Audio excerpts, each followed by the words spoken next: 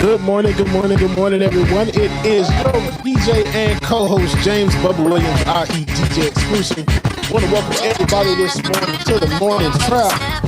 We're going to get started here shortly, but until then, you're going to rock out with your one and only DJ Exclusive, y'all. Welcome in. I just want to be somewhere I won't lose my mind. When I hit the mark, same thing every time. Got me some mission, yeah, like it's Christmas. I be on your wish list, know you wanna kiss this. Summertime, don't lie if you're thirsty, it's okay. Good morning and welcome to the Morning Trap. I am your DJ and co-host, James Bubba Williams. Welcome on in, everybody. Welcome on in. We're going to get started here shortly.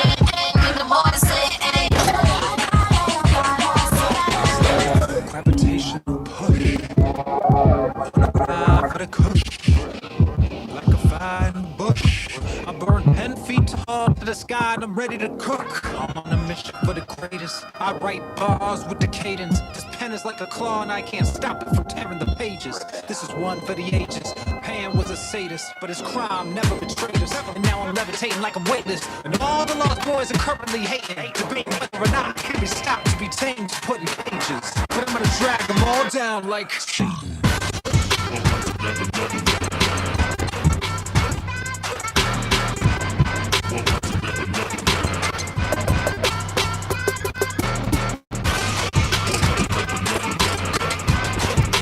Good morning, everyone, and welcome to the Morning Trap.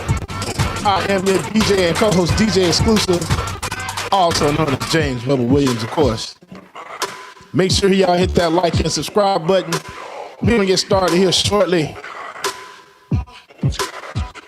Make sure that you follow me on all streaming platforms. DJ Exclusive on Facebook, DJ X3C on Instagram, and make sure you check out that Mixcloud page right there, y'all. Get some exclusive mixes. I got you covered. Open mind, remember, open skies, and open minds, look to the future, leave it all, and I say welcome to Never Never Land. Yeah, there's no getting out.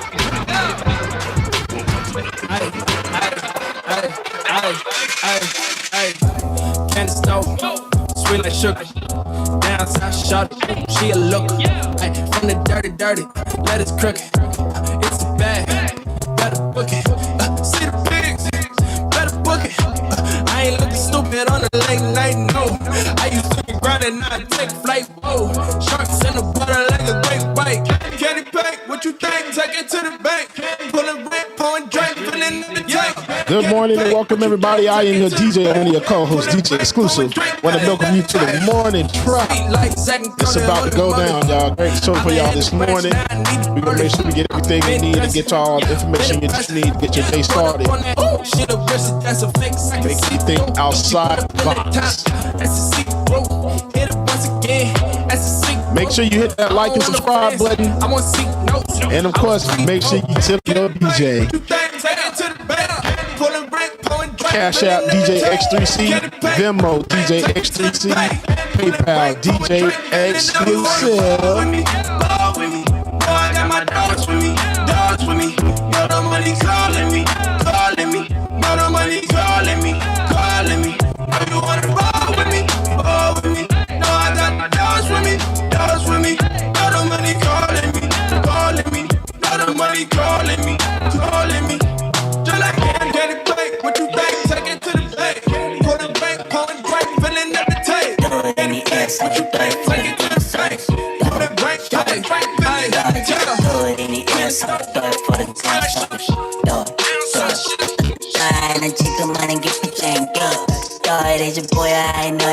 좀 뻔해지니까 닫아두려 했던 closed door 셔를 찢겨진 듯 너를 보여줘 Throw yourself in the air Tell me 숨들이 제일 쓸려가는 중에 내감이 너와 같이 we're still living one day Nope, this ain't no way Nope, this ain't no happy hour Let's serve a run shit Nope, this ain't no plugage 잠깐 빠졌던 shit Shout out to everybody that's joining us this morning. Welcome to the morning trap. I am your DJ and co-host DJ exclusive by E. James Bubba Williams. We about to get started shortly, y'all. I thank you later for my real supporters. So your wait is over. 넌 최고가 어울려. 작은 만큼 누려. Top 5는 할때 내 이름을 쏟아 지워가며 약해질 거서 이제 고개 들어. Yeah, back for you. Do you for you. Back, so right. 세상의 사랑 나눠줄게. I got love for you. 응원들 때야 나게 다 보여. Do it in the air, so do it for your real supporters. Do it in the air, so do it for your real supporters. Do it in the air, so do it for your real supporters. It's one of my favorite tracks called The Package. Do it in the air, so do it for your real supporters. He's mad, he's taking it to the streets, just doing what he's able. In the day, to provide for his family and put food on the table. It's cold outside. Good morning, everybody, and welcome to the morning trap. Don't kick us, just move. I am your DJ and co-host DJ exclusive. Want to welcome y'all in, man. Trap game, trap squad, squirrel game. So my kid can eat, I'm chilling deep at the hideout, that's my vicinity. The phone rings, the voice says it's ready for delivery. The package, the message in my head like antihistamines. We're about to get started here shortly, y'all. If you feel so inclined, tip your DJ X3C on demo and cash out. So close he can taste it. I started looking in the eyes, I was unsurprised. Ain't nothing new, already been through this 100 times. She can't settle. Hunger strong enough to smash metal, so I slide in the driver's seat and match the gas pedal. Blast off across the asphalt like NASA shuttle. Cars in front of me, I pass a couple, then check the rear view to see who's creeping behind me. Eyes in all directions, I'm never stepping blindly. He's a man, and he's taking it to the streets, just doing what he's able. In the day, to provide for his family and put food on the table. It's cold outside. But the package is right. It's gotta make it kick up without no hiccups. It's smooth and make it back in the spot. Hey, yo, I'm never rushing. On time, every time, no discussion. Moon shines down like it knows something. I hope it doesn't. I'm at the pickup spot that got the best product. Package in the back of the restaurant. The chef's got it. I step inside. Good morning, everyone, and welcome to the morning trap. I'm your DJ and co-host DJ exclusive. My cash is known as James Bubba Williams, y'all. It go down slick as a magic trick. We got a great show coming up this morning, y'all, so make sure you stay tuned. Heat in the passenger seat, and I'm gnashing my teeth. I feel the hunger too, but I stay loyal. Gotta get the package back to the boss before her blood boil. It's covered in foil, wrapped up tight. The only thing to satisfy her appetite, she gotta have it right. My love for her is crazy. I'll make it back safely and watch her face light up because it's that tasty. All right, y'all, I hope y'all ready to get started. Let's get this thing rocking. You got the turkey ribbon? I want y'all to give it up for your host, Benjamin Dixon, Mundell.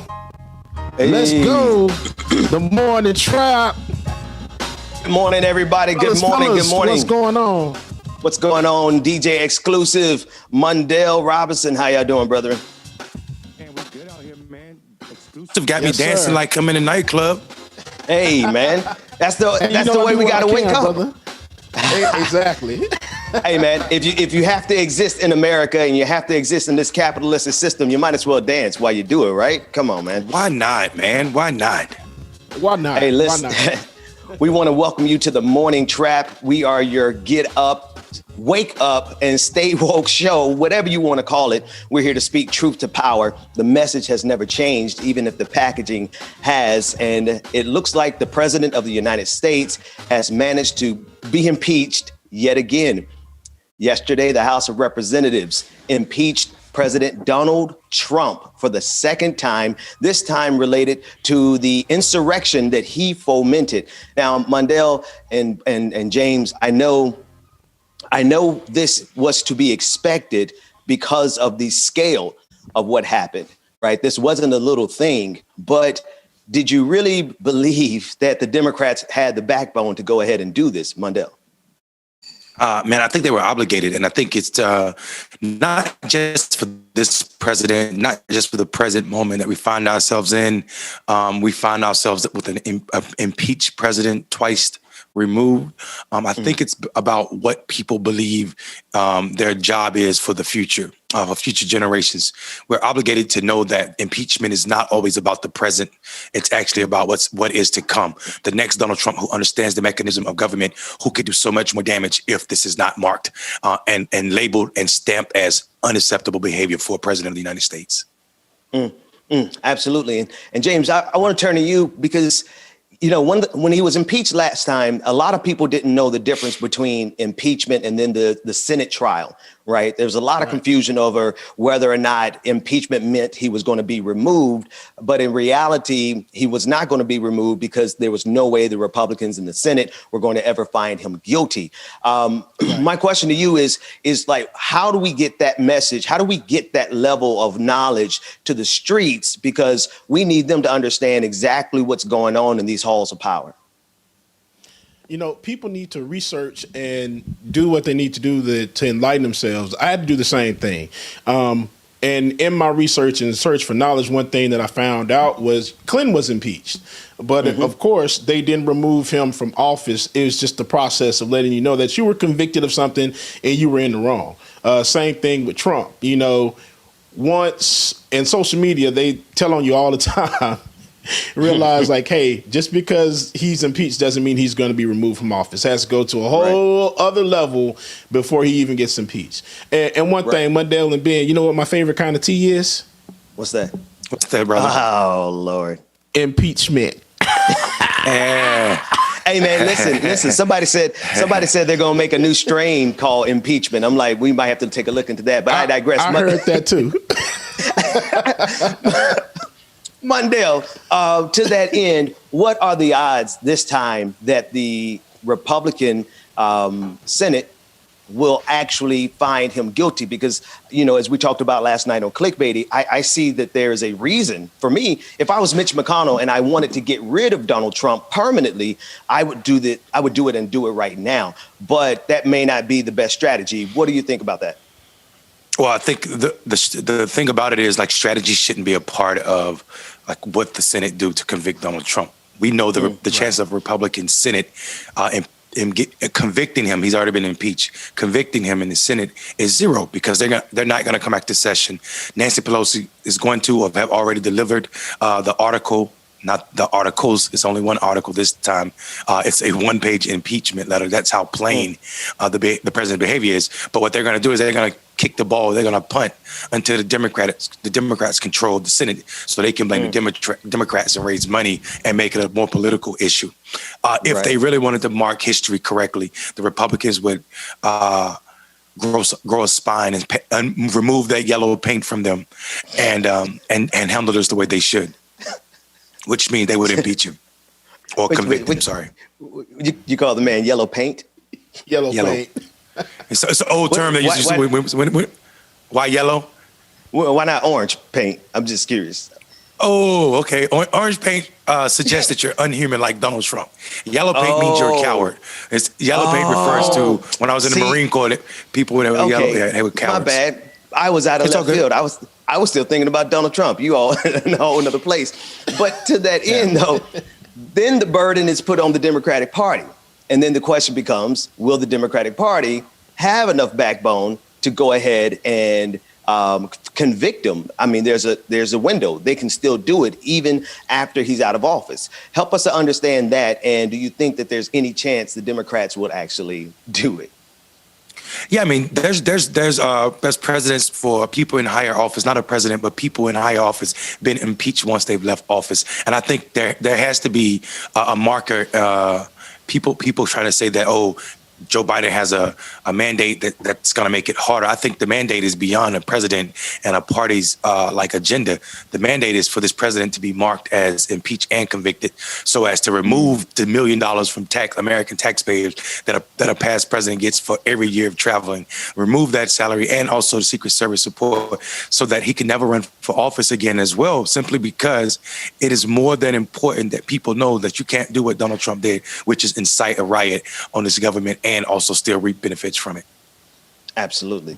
Absolutely. All right, let's do this. When we come back, I want to expand the conversation right there in terms of the impeachment. We want to discuss your knowledge of previous impeachments and how they ended, and then a whole lot more. There's so many things going on around the country, but we got to take a break and we got to breathe. DJ exclusive. Make the people move. Make the people move, man. Never hiding, grinding, let's be honest, I'm too greedy. Waste my time and I'm deciding, find a better that's conceited. All I shout is spend like about it. Shout out to everybody that's joining us this morning. Want to welcome you to the morning trap. Even though I mean it, it's a drive-in movie when you pull up. Shout out to Clickbaity last night. Had an awesome show. Make sure that you like and subscribe and tune in every night, man. I gotta be there. Last night was epic. Shout out to the fellas, man. Shout out to the fellas. She don't never curve me. She don't never ask it. She don't never go away. I ain't never asked. What I miss? Like in a car dash. He was over there getting it, wasn't he? I was trying to mind my business. Smoking off camera. Looking for that diamond in the rough. You know what I'm saying? Man. Trying to keep my head on straight. Good morning, so ladies and gentlemen. Non-gender ice. conforming individuals. It's the morning trap. Listen, I need people to understand something. We wild. No, for real. Every person on this screen, and even our missing partners, Rebecca Azor, who will be here Monday, Marcus Farrell, who is handling business. All of us are out of pocket. This is what I mean. I need this music. You know what I mean? I gotta have the music to help settle me in, because when you look at what's really going on in this country, when you look at the fact that we're almost at 400,000 people dead from COVID-19, when you look at the fact that they're still killing us in these streets, when you look at the fact that these white folks can't handle losing so much so that they're going to run up the steps of the Capitol and destroy the institutions that black folks need in order to survive the systems that they created, man, y'all better play some trap music up in here, man, because, man, we'll get out in these streets and show y'all what we really have been wanting to do in this country for a very long time. But for the grace of God, Mondale, help me out here. Man, we are wild, and I think I think clickbaity at night, if that's what we're talking about, the context needs to be understood as it's politics unleashed and black thought, especially with a serious focus on America's black man, and I think that space is necessary simply because the fire that comes along with clickbaity political thirst trap keeps us from taking actions against the system that constantly is trying to kill us on a daily basis. Black men wake up every day and go to war. The war of going to school is a violent act for young black boys, because we know they're over suspended, overrepresented, wrongly represented in special needs classes. The act of going to work is a act of war for black men. The microaggressions, the racist practice in institutions, the likelihood that someone will accuse you of something that has no basis, no grounding in facts, the likelihood of the war of being pulled over by a police officer who is armed with a deadly weapon, ready to use it because you remind him or her or the non-gender conforming individual of their target at target's practice. So to be black, especially to be black man in this world, is to be at constant war. So clickbaity is our non-violent response to America. And man, let me tell y'all something. Like clickbaity at night, that's my safe space, right? And then what we do in the morning trap, is where we create a safe space for everybody. Black, you know, first and foremost. Everybody, the rest of you are welcome. By all means, come on in, bring those reparations. Right. But this space is a safe space for everybody Black. We're rooting for everybody Black. We will allow for Candace Owens to come into this space, but I guarantee you, she'll be touched by the truth and she'll go out. She'll never go out the same. You know what I mean? Because the truth, we practice radical truth here. We practice radical truth everywhere we show up. DJ, I don't know if I want to play some music here or if you want to spit some truth about your truth. It's up to you. Man, first of all, I want to say shout out to Clickbaity once again, because that space is much needed and welcome for the simple fact that, you know, what Mundell just said, it rings true for the simple fact that even though I'm a gay male in my workplace, then I get the microaggressions where just because I'm Black guy with the beard, bald headed, and my angry face looks like this, then all of a sudden I'm the bad guy. I get it all the time. And I'm just like, what did I do? Instantly. Like, I didn't even do anything. I voiced my opinions. And you was a Black man. I'm a Black man. Absolutely. That's what you did. Right. That's what I did. And it's annoying as hell. Annoying as hell. It is. It is. So let's do this. Dwayne, I'm gonna throw an audible here. I want to put context to our anger. I think every person in this country should be righteously enraged right now because of what this country has done, but more importantly, what this country hasn't done. It has not taken care of its people in the middle of a once-in-a-century pandemic that was exacerbated. Did I get that right? But it was made worse by the government. We would not be in this situation right now. With the context, there's almost 400,000 people that could be alive right now if it was not for this pathetically mediocre government. I want to play the clip of the CNN anchor as she's discussing the COVID-19. Oh, yeah. Oh, wow. The impact, the real impact. I mean, it's moving. That clip, and just give me the thumbs up when you guys have it. That clip really captures the intensity of our sorrow, right? But for some of us, it's the intensity of our rage, which is why we have to have these safe spaces. So I want us to take a look at that clip, and I want you to think about the fact that this morning, right now, there's 400,000 people. 400,000 people who, anyway, if we don't have it, here we go. Let's just take a look at it. You know, this is the 10th hospital that I have been in. I'm sorry. This is the 10th. I apologize. I'm going to try to get through this. This is the 10th hospital that I have been in. And to see the way that these families have to live after this and the heartache that goes so far and so wide.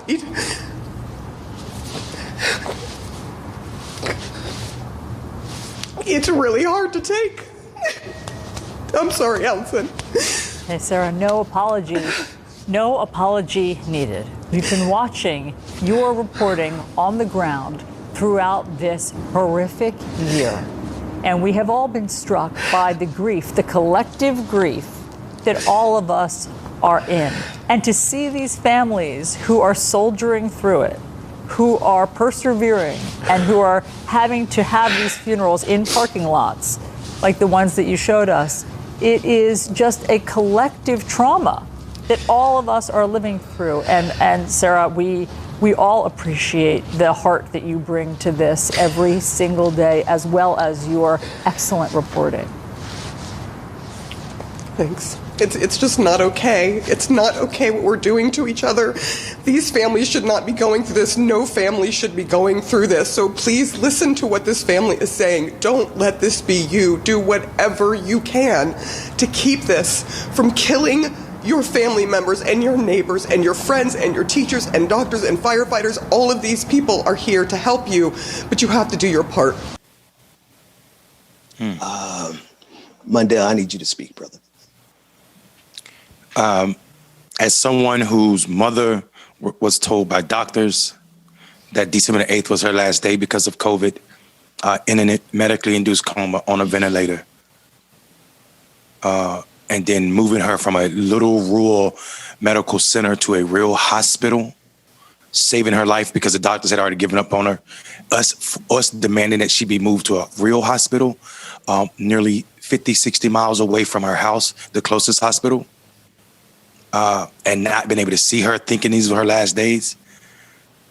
This reporter is spot on. If you are a human, your hair should be standing up on your arm, because this is absolute. And we know that this is man-made cause, not the virus itself, but America's response.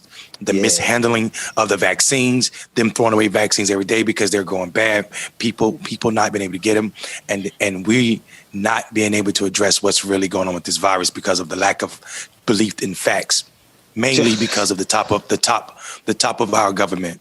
Furthermore, people having to die and talk to their family on iPads and not touch their loved ones and be there beside them is a torture that not only the deceased had to go through, but the family is obligated to deal with as well. And the sad part about that is trauma that will impact people forever.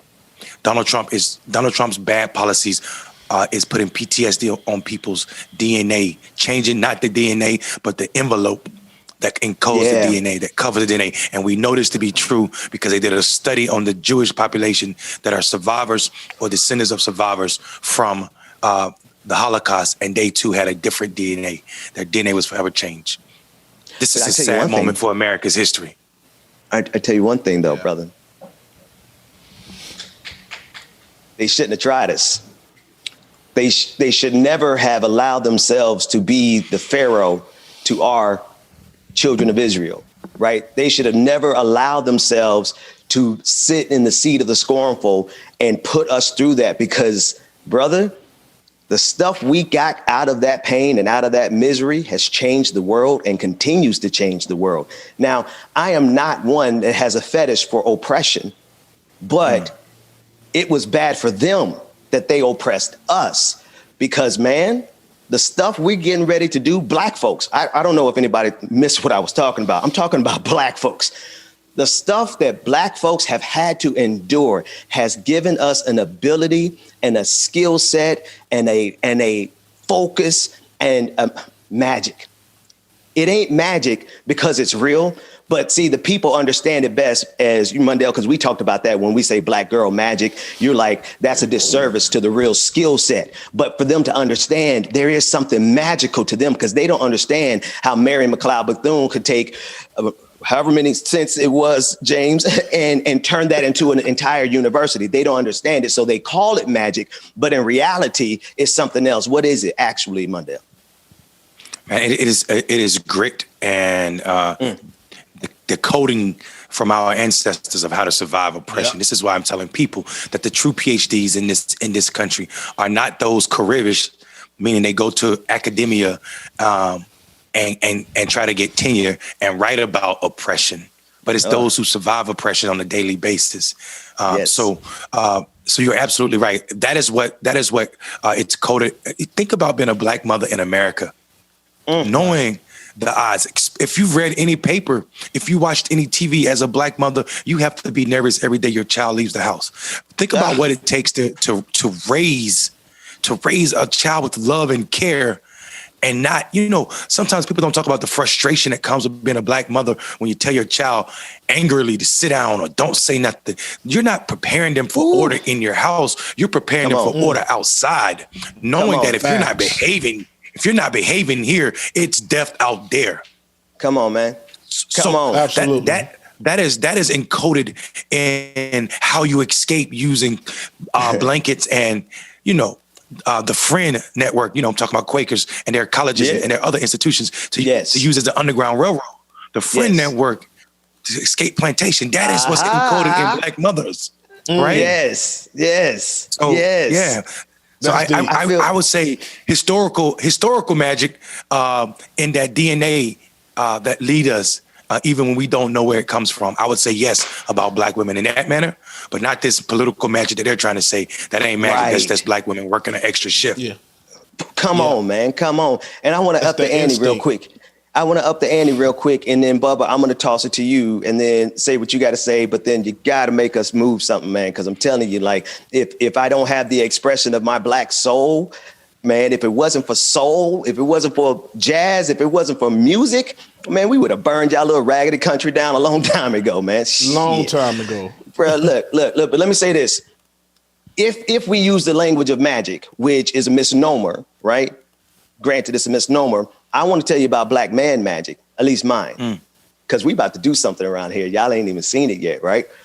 But I realized there was one other group that I had to help set free. I'm out here fighting for working class people. I'm out here fighting for black people. I'm out here fighting for the oppressed. But then I had to take time to realize the oppressed people in my own personal household, you know, my wife and my kids. And I had to personally come to terms with how it's so easy for me to look at America and say, America, let my people go.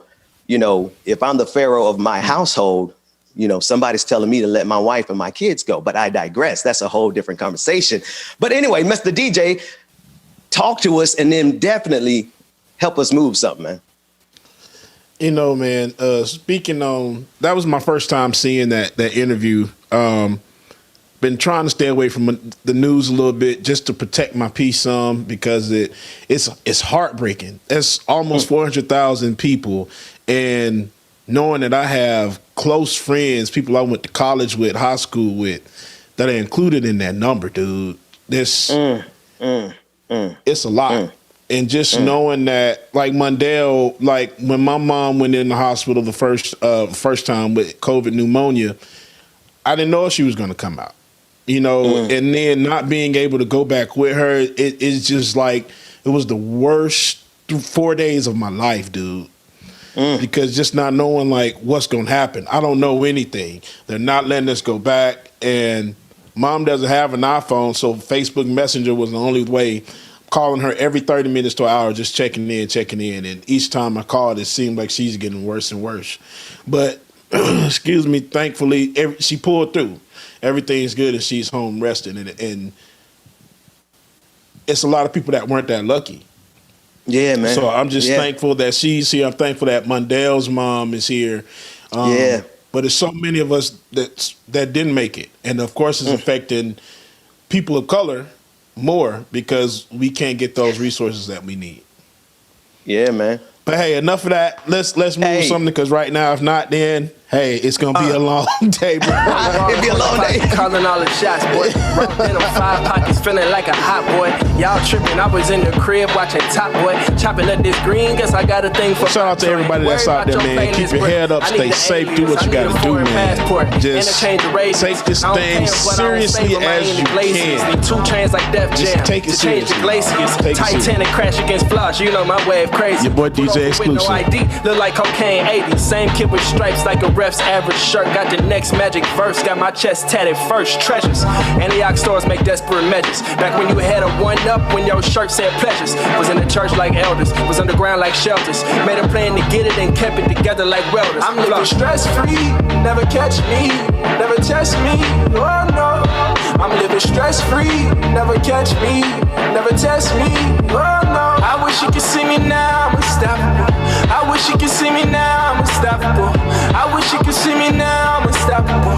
I wish you could see me now, I'm unstoppable. Whoa, whoa, whoa, whoa, whoa. All black leather now, my vibe much better now. So listen to what he said. When you can see me now, I'm unstoppable. My instincts dialed in, my senses is dialed up. My people of color, it's time, man. You gotta be unstoppable with this. Writing the scripture, my might is touching the mixture, designing the holy picture. Reminisce on tradition, my fighting the heart with the knockout. Genesis definition of light when God told me pop out. With a smile on my face upon my arrival. It's a difference when racing for your survival. Think I'm poised to win it. Checker flags, waving Nipsey Honor. Drinking Chardonnay with my little mama banging Rihanna. Icons of this time that we live. I'm facing my every fear. I'm taking time to be still. I'm breaking down every barricade as I wait at the pier. Still waters run deep, and I swear it's great to be here. Coming out the scene hot like the new kid. Limo to the whole 9 on the new.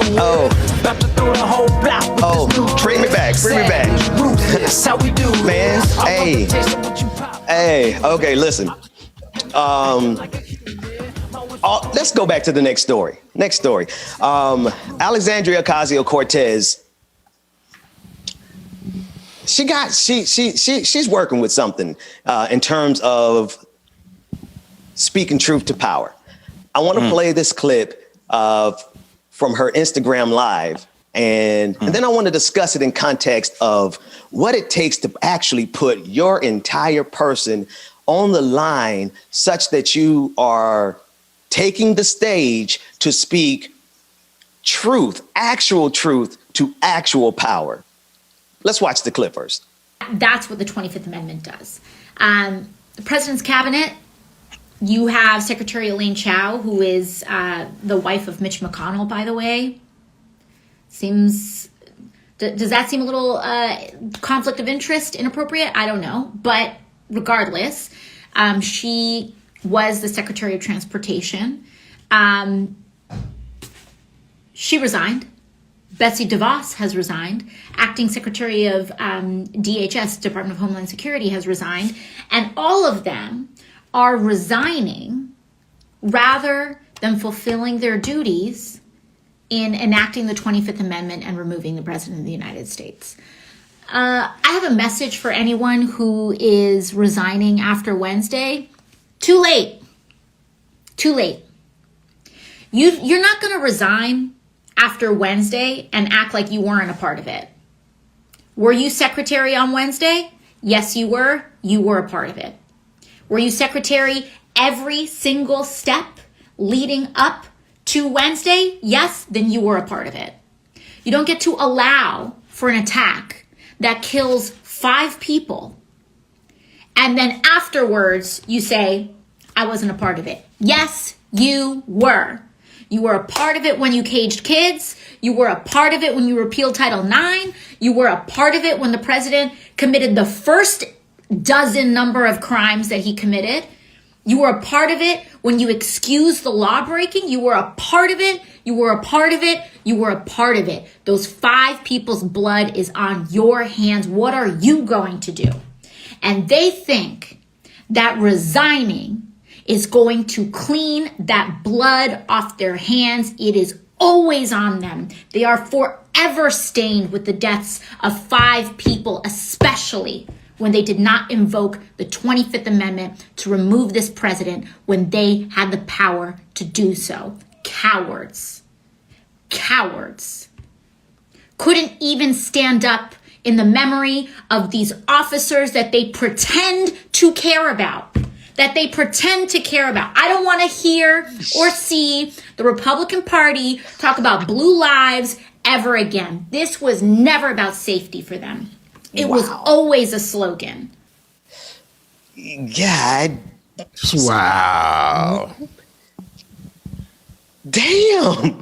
Excuse me, church folks, but do you understand, not the panel here, because I know you all already know, but I want to know if people in the audience understands what it takes to stand on a national and an international stage and not only speak truth to power presently, but she got esoteric, man. She got philosophical. She got literary and start speaking truth to power in an idea, in a higher realm, man. She's like, and don't get me wrong, this isn't to venerate her because there's things about her that she got to, tighten up, right? So we ain't making a hero out of nobody, but just taking into context of speaking truth to the richest people in this country, people who had enough money to buy positions in Donald Trump's cabinet, who are now abandoning ship and who are now trying to wash their hands from the stain of Donald Trump, and then to be the one person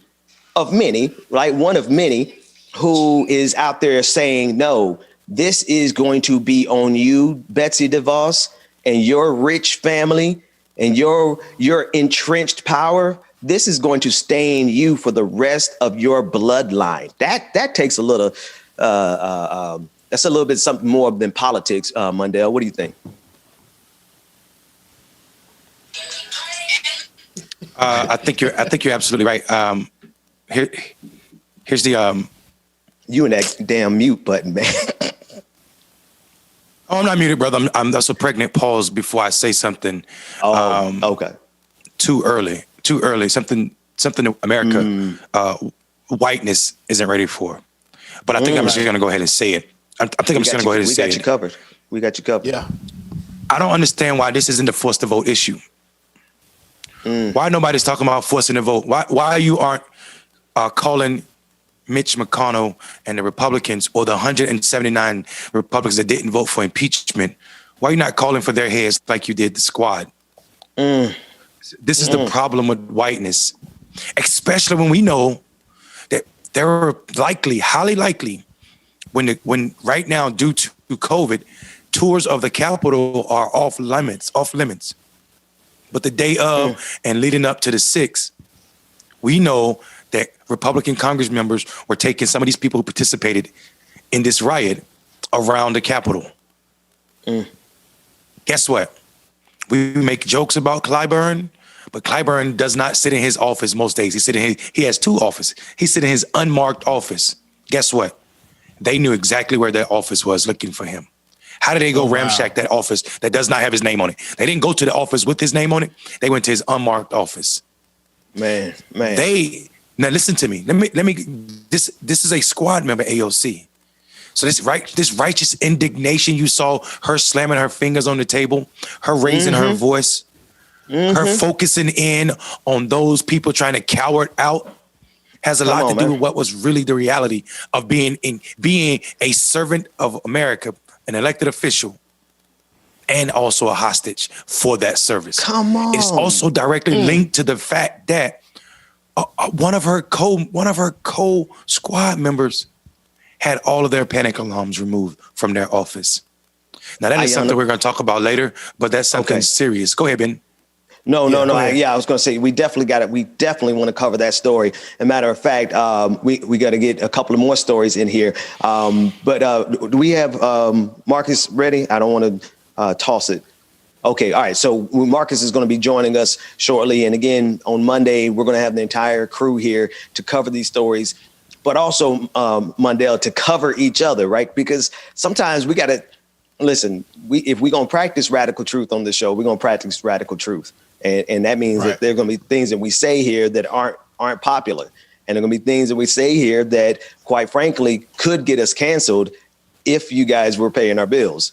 But you're not. So we're okay on that. But we're going to be dealing with truths here that's going to require us. And when I say us, I mean the 5 of us to be so down with each other like 4 flat tires that no matter what's said here, this is our safe space. This is our opportunity to say these radical truths that America's going to try to cancel us for. So anyway, I don't want to get into that too much. Let's do this. Ben, go ahead, Mundell. Go ahead. And I mean, the threat is real, and people and them cowering out is absolutely problematic. We talked about this. You're not getting any roses from me because you're leaving Donald Trump now. We already talked about Donald Trump being the toxic cruise ship, and now it's about to sink, and you're trying to hop off. But you helped build it and spread that toxic around the entire country and world for sure. But I mean, Ben, you know this. DJ Exclusive, you know this, but our people don't. One of my donors, so worried about my life, has armed me with an armed guard. Gave me the resources for the next 3 months to have an armed guard because they're worried about my life. Wow. Because they're worried about the threat to my life. Wow. That's how serious whiteness is. Not just elected officials. We have movement folk that are under threat right now. Thank God for those donors who saw this before I did, and me taking some internet trolls likely thinking, oh, this ain't serious. This is just people trolling us. But in actuality, this is a threat to my personhood because of the work I choose to do. Yeah. Why you think I got my foot off social media? Shoot. Man, I understand that for real. I mean, and I know we're going to segue into the next section about, guns and people, America's like people with 1,000-round clips threatening lawmakers from the same, not just city, because New York is a big city where she's from, but the same borough she's from. Someone was threatening Pelosi because of Donald Trump, a Proud Boy. So imagine how they also threatened Warnock. So imagine how they feel about AOC and her radical behavior. Right, man. Yet it's still whiteness believe some illogical tactic to force a vote against Nancy Pelosi, which would have never happened, is more important or important enough to call for this woman's head, but not these white people who are abandoning Donald Trump's ship. I've heard nothing about them forcing a vote on Mitch McConnell. That. Come on. Or the elected officials that we know. Mo Brooks spoke at the rally and said something as fierce as Donald Trump, if not more fierce. Other lawmakers that the Proud Boys said they were working with to plan this event are still seated in Congress. Yeah. She has to see them every time she's on the floor. Let me hit the because this is how we're gonna help each other in this space, because you speaking the truth so deep, that it unleashes a rage in you, but me and everybody who listening to you. And it's a righteous rage. And it's a rage that we need to do what we got to do in this country. But for me, because you know me, you know I'm a little, I always go one step further. This is a good place for me to save me. Because the truth you speaking is so deep to me. DJ, let's play some music. And when we come back, Mundell, we're going to hit your story and we want you to explain exactly the source of your rage. And then we'll discuss it, because we're not going to ignore it, but we're going to discuss it within the framework of what you research. DJ Exclusive, take us out here for a second. Girl, you're so bad, ooh, I'm loving that tattoo just above your sexy. Shout out to everybody that's joining us this morning. Want to welcome you to the morning trap, y'all. Hope y'all enjoying the show thus far. Lose control. The rhythm ain't got you. Make sure you hit that like button and subscribe. And make sure you follow every one of us. You're moving too fast, can't let you get away. Just slow it down. I can't wait another minute. And if you feel so inclined, make sure you tip your DJ X3C at Venmo and Cash App. Here alone, girl, you're way too fun to be by yourself. I'm riding solo over. Get y'all through the morning, make y'all with some feel good jams. Ain't got no business dancing alone. Reset a little bit, reset. Grab me by the hand and come on. You shouldn't be dancing alone. You shouldn't be dancing alone. You ain't got no business alone. No, no. You shouldn't be dancing alone. You shouldn't be dancing alone. You ain't got no business alone. No, no. Hey, hey, man. Okay, first of all, I'm gonna talk about that mess that's on your head in 1 second. But first, man, I just realized for this show to really, really work, we got to be our 100% authentic selves, man. And I don't know if America's ready for the whole me, right? I almost said it. If you want the whole me, come watch me on Clickbaity. if you want to see the rest of me, come watch us on Clickbaity at night, because what we giving y'all this morning is the best of me, for sure. But if you want the rest of me, y'all got to see us on Clickbaity, because that's my safe space. And we joined by one dude that I don't even know if I want him on this show anymore, because he came up here with his damn orange and green FAMU, the highest of 7 molehills. What's up, Marcus? Don't hate. Good morning, Marcus. Good morning, brother. Don't hate. I mean, y'all stole Florida State Seminole colors, and y'all talking trash, right? You know what I mean? Miami stole our colors, so you know what I mean. Like, it's the opposite way around. We don't have to fold to white supremacy at Florida A&M University. Y'all have to take white supremacists' money, though. Hey, listen, and we do. You know what we do with it? We produce the most black pharmacists in America from any HBCU. Shout out to my homies. The most Fortune 500 CEOs than any other university that's an HBCU. So as far as I'm concerned, we can take that white money and flip it. Hey, man, listen. Hey, it is what it is. Flipped it. That's what y'all we know do. what else so y'all do? We could try our hardest to downplay the white people's money, but it's about what you do with it. Oh, we ain't downplaying the money because we're gonna take the money here too. White folks, get ready to send y'all reparations. That said, we don't mind taking white folks' money. I'm just pointing out the fact that y'all ain't won those classic in the last decade. When the last time y'all won the Florida Classic against my Wildcats? I think it's been about a decade. Yeah, a decade. Did y'all lost the Zoom Classic too this year? Because I didn't even watch the Zoom Classic. Did y'all lose? I don't even know. I wasn't watching. I don't watch football no more in Tallahassee. So for some strange reason, the whole Tallahassee football guys have just taken away every single good thing. Florida State sucks. But fam, you actually had a really good season last year, so I'm not really tripping. And before I hear any noise, I just want to tell y'all, South Carolina State folks, we whipped y'all behind the basketball this week, so I don't want to hear nothing from the Bulldogs either. All right. Check it out, man. Right. Like I said, for this show to work even remotely, we got to be our 100% authentic selves, and that means that we could go from twerking to working. Man, I'd be coming up with some shit. That I probably would say that one for the rest of my life. We can go from twerking to working. Mondale, we got some serious news to discuss here. I'll let you take it up, set it up. Yeah, man. I mean, we were before the music break. Marcus, good morning. Before the music break, we were discussing righteous indignations in the face of whiteness, and I think right now, if we think about anything, before we skip over to talk about the need for security, even more than what's already allowed in Washington D.C., I think it's super important to hearken back to the last times we saw National Guards armed, and they did pass a rule to extend the right for people in the National Guard to carry arms in D.C. right now. They're in the Capitol again, like it's the Civil War, man. We have the 20,000 National Guard members have been called up. If you all remember what happened during the Civil War, it was Sherman, Senator Sherman from Ohio, who said during that time, it was the greatest uprising of people to see Lincoln call for 2,000 or thousands of troops, and them people show up. Of course, they were volunteers, untrained, unkept white boys swinging from the ropes from the dome, literally.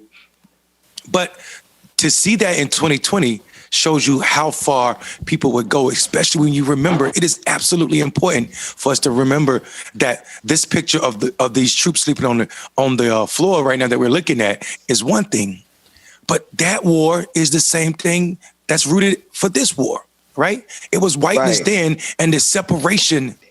It was whiteness then and the separation from a country because we said no to whiteness. This election was a election against whiteness and Donald Trump at the helm, and they responded the same way, letting you know that 261 years ago, we ain't that far away, or maybe my math is off. Whatever, it was 1861. I'm sorry, when they were sleeping on the floor. So, here's another thing that people don't talk about. There was a time in between those two times where National Guard slept on the Capitol floor. Oh, man. Come on. When ML King died, I'm sorry, let me not do that. When ML King was murdered. Yeah. But guess what? It gave me some time, too. Guess what? Black protesters didn't storm the Capitol. Come on, man. We didn't storm the Capitol. They put National Guards in the White House, and all we did was listen to, we definitely protested, as we should have, as we still should be protesting from taking the life of Dr. Martin Luther King. But our protest didn't take us to tear down democracy. That's white reaction to loss versus our reaction to human loss. Mandela. Completely different and untamed. Go ahead, Ben. Man, because look what you hitting at the core of the matter, right? You striking to the core of the matter. But my question, Marcus, is that in the midst of all this, we got a system that sees, is they blind or do they not care about the fact that they are destroying themselves in this exact manner that Mondale is describing. They're not only destroying themselves, they're destroying us, and then they're destroying the institutions, right? They are marching up the steps of the institutions that Black folks need to get our liberation through the systems that they created, right? So now they're reneging on their deal with us, because the deal was we could work through democracy, but now they're showing us that maybe we need to consider something else. Now, let me settle down and yield to you, Marcus, from the political perspective, because, bruh, if they don't hold these clowns accountable, then they just gave me a model of how we should handle this. But again, you better at politics than me. It's super easy for them to get. Y'all got to understand something. It's super easy for a moderate to moderate. Right. It's super easy for a conservative to utilize moderation and the whole time in this political game, like moderate Democrats and moderate Republicans will let each other off the hook. Right. Because whiteness and the money that becomes behind whiteness and the money that's in politics will allow folks to be like, well, we have the same donor. Right. So I know that, we should throw the hammer at you, but we have the same donor and we go to the same golf course. So since we go to the same golf course, we're just on two sides of the aisle. Everybody might not get punished, especially the sitting congressmen and sitting congresswomen that should be getting punishment and have the whole book thrown at them. These white folks don't care, man. These white people who stormed the Capitol don't care because they think they were the Black people who built the building.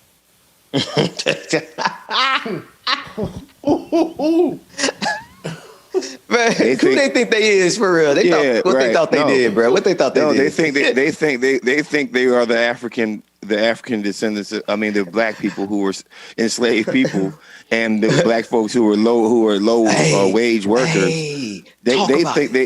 They think that they were those people. Therefore, because remember something, Americanism is the expansion and the appreciation of whiteness to these people. Being American doesn't mean we give me and Mondale and other black and brown veterans across America when we say, oh yeah, by the way, we're veterans too.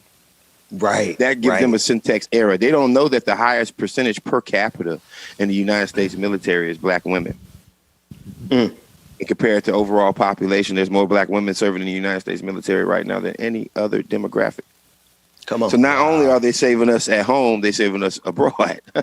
And these white folks think that they are the only ones who are sacrificing and who have sacrificed. But that's when you center yourself and you never go outside of your own universe. You start thinking that it's time for me to run up in the Capitol because Colin Powell was the general, Barack Obama was the president, and we've never had our own LeBron. The last LeBron y'all had was Larry Bird, right? I could give a little something to buddy down there in Dallas right now. You know what I mean? But besides that, our skill set, y'all had one Eminem compared to Outkast, Andre, Bone Thugs and Harmony. Speak on it. Speak on it, Marcus. Wait, Marcus, please let me jump in there because there's a truth that I just had an epiphany. There's a truth underneath this that is funny as hell for us, but it's going to be hella embarrassing for white folks that march up that step of the Capitol. Yeah, let's play a game here. Let's unpack this truth. We're just going to go in circles and everybody. Let's speak specifically about this idea that Marcus brought to the table, which is they really did think that they were us. They really did think that they were aggrieved. They really thought that they had an injustice against them. And them fools actually thought that God was on their side, to sum it up real quick. Let's speak on it from that specific perspective just for a couple of seconds. It doesn't have to be long. It doesn't have to be short. Mondale, what are your thoughts about that thing Marcus said in there? I mean, in white supremacy says they are aggrieved if you're using that as a doctrine. If your Bible says whiteness shall never submit to anything other than their order, then they were aggrieved. Unfortunately, that racist doctrine is not standing. and it was challenged and defeated this election cycle. So Marcus is spot on. Yeah. James, let's talk about it from your perspective, because I like to do something called the dance of 7 perspectives. That's a whole nother story. But we got to see, if we look at everything from as many perspectives as possible, I think we can get to a fundamental truth. From your perspective, evangelicals pretend as though they are the most punished group in society, but yet they never look at the groups that they are oppressing. Right? They really like they have videos out here crying about, oh, it's a war on Christianity. What? You guys own entire media networks. What the hell you mean it's a war on Christianity? Not in America, right? But because evangelicals actually believe that they are oppressed, they're ignoring all the people that they are oppressing. What you think? Facts, man. Because it just seems like this white supremacy, they think that they did everything. This country was built on the blacks of our ancestors. So, of course, they're going to think that. But we're still out here being oppressed 400, 500, 600, 700 years later, and it's still ongoing. We see that with the riots and everything else going on. There's no changing. And the bad part about this stuff has been going on for a long time. But now what it is just that people are able to record it. That's all it is. People see it for themselves now. But the thing is, because they see it, is that really changing their mind? Because you still have people out here saying that, oh, we don't treat black people any different. We treat everybody the same way. But I'm like, no, it's camera footage. It's footage everywhere. You see this with your own 2 or 4 eyes. So don't try to ignore the thought or the fact that it's happening. We're still being oppressed. Here's my proposition. Dwayne, pull that graphic up on the screen where Fox News had the nerve to compare the summer riots from Black Lives Matter. Actually, I'm sorry, I gave you the wrong one. It is the tweet that Max just put in the Slack. We'll come back to that. Just give me the thumbs up when you have it. Well, I mean, go ahead, Monday. But I think, I mean, even in that headline, even if it wasn't what you were looking for, it actually speaks to what you're trying to say. Okay, well, bring it back up. Bring it back up.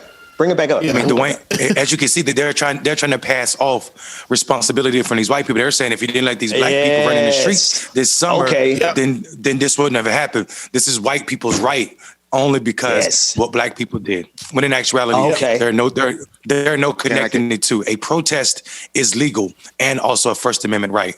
To attack the government is not legal and is no one's amendment. There are no amendments. Not the first or the 1500, if it ever gets to that point, will protect your right to destroy this democracy. Can I hop in here? I'm gonna toss it to you, but I just got to give a shout out. That's why you got to have people watching your 6. Y'all all saw it. I didn't see it. Thank you, because the show is better because of it. Marcus. Yeah, listen. If you take both Million Man marches, the one in the 90s and the one in the 2000s, and you got to think about it. The Brothers from the Nation of Islam and also many, many other organizations around the nation took a year to plan that out. Both times. It took a whole year to plan out and we had to do fundraisers. I remember in the 90s doing fundraisers and car washes to get enough money to actually be able to afford a hotel room to stay in Washington, D.C. I remember, I know how many people held fundraisers and like, I'm talking about not just one overnight fundraiser, like, weeks and weeks of fundraisers. And then millions, yes, that's right, at least 1 million black people, black men and women, showed up to Washington, D.C. and peacefully had a rally, right, where property wasn't destroyed, right? Now check this out.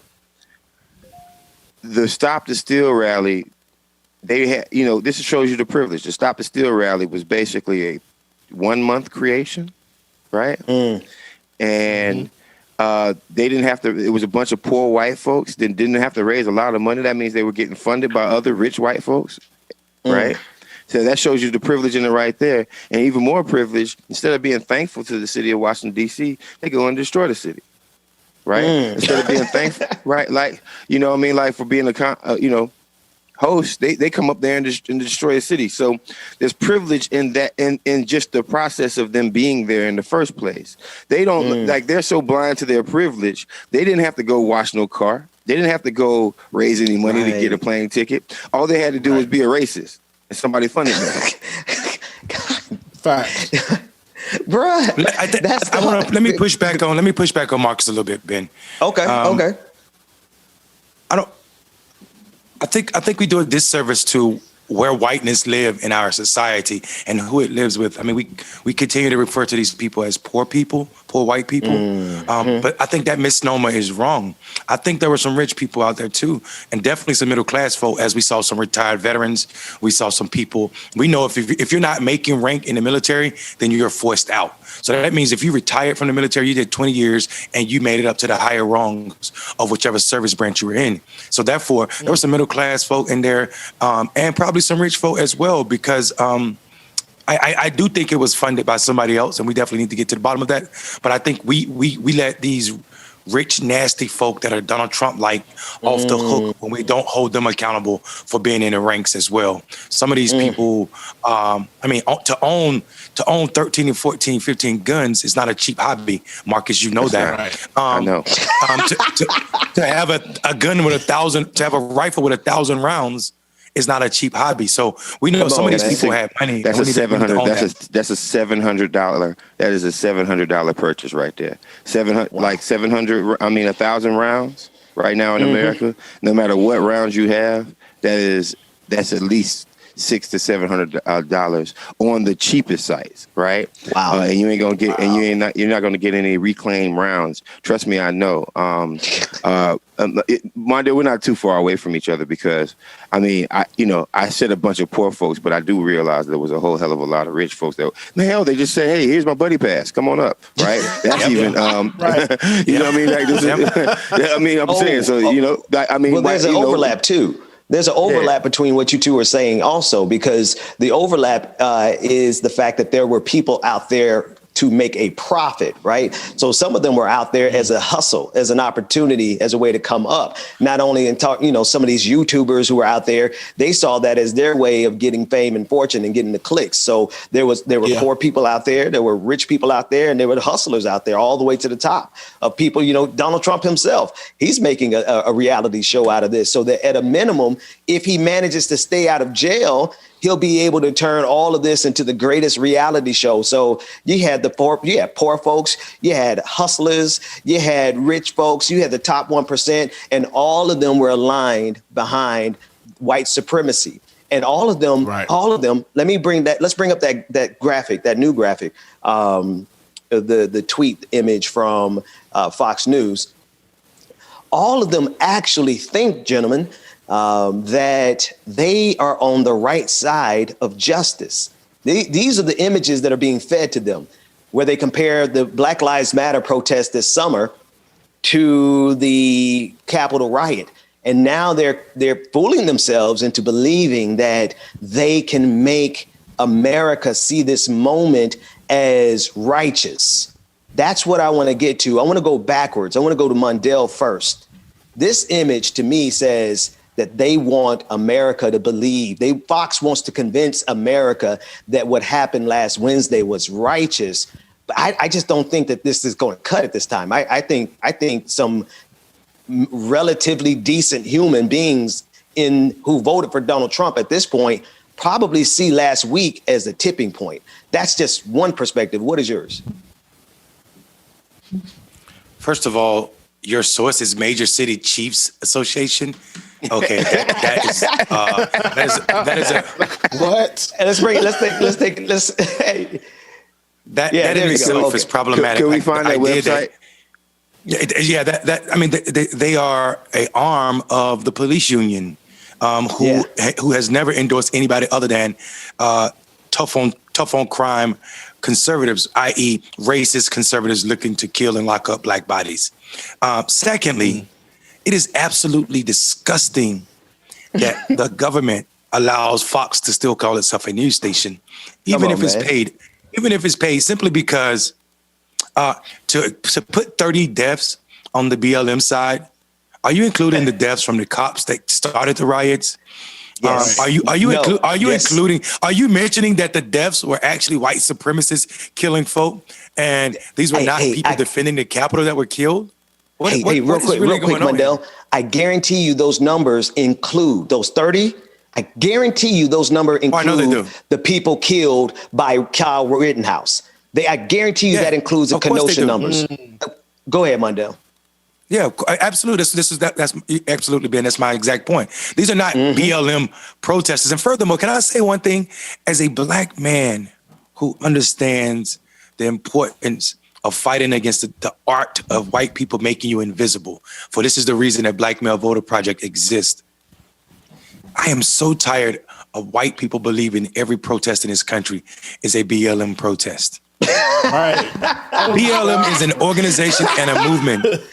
Every protest of black people is not organized by BLM and should not be associated, because what it does, it allows you to fan off that organization and the entire blackness that is screaming that America is wrong right now. It allows you all to find a problem with an organization and spread it to everybody who's protesting. It is tactful. It's tactful in that I know it's a tactic that you all are using. It is distasteful in that you all think we're that damn silly. It's tragic in that moment too. Right. Oh, we do got the website. Look at this. If I listen, I wanted to make sure that this is pulled up. First off, is a happy white man who looks like he just got finished beating up somebody at the top of it on the right. He just came back from a lynching. Just came back from it. He got some back in his mouth, a little backer, a little backer. Go down. Yeah, let's see. I would go so far as to say that. They got a Twitter page. Go down some more. To that shit. Hold on a second. It's important that we stay on this page. Okay. No, I'm just saying we can stay on the page and just scroll down a little bit more. All right, there you go. Okay. So let's do it in this order. Mundell, go to the part that you need to make a point on, and then I think it might be interesting to go to their Twitter timeline. So Mundell, you get in there real quick. Yeah, so just real quick, the FBI has already said, the FBI and other national security agencies has already said the greatest threat, not just to major cities, but America in general, is white supremacy. They got a report on protests and civil unrest, but I bet you nothing about white supremacy is in that report. That's all I wanted to say.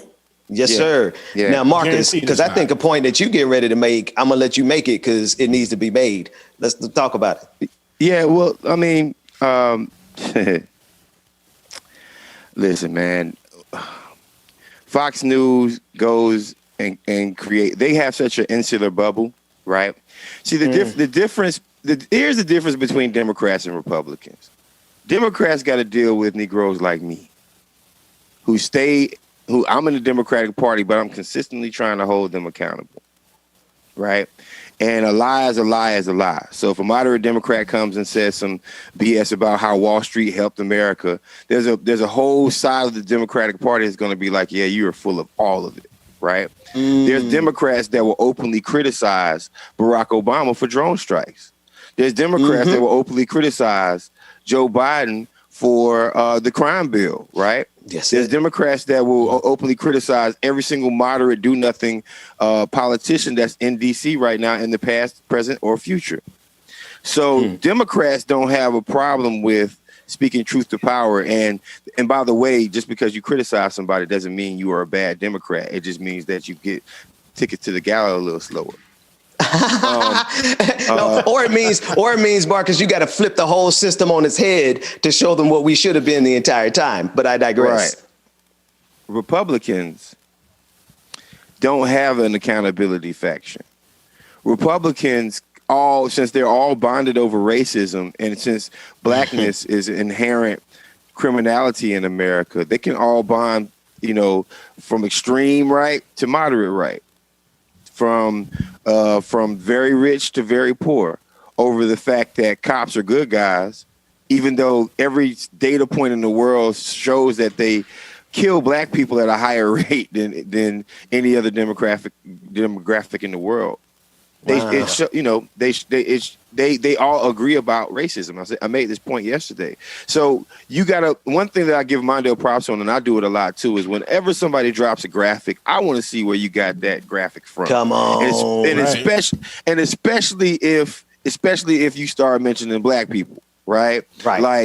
And I don't care if it's a Democratic polling firm that mentions black people, because y'all don't know what y'all doing either. Right. Like, no, you don't. Right. Like, wherever you're getting your data from, like, being black is so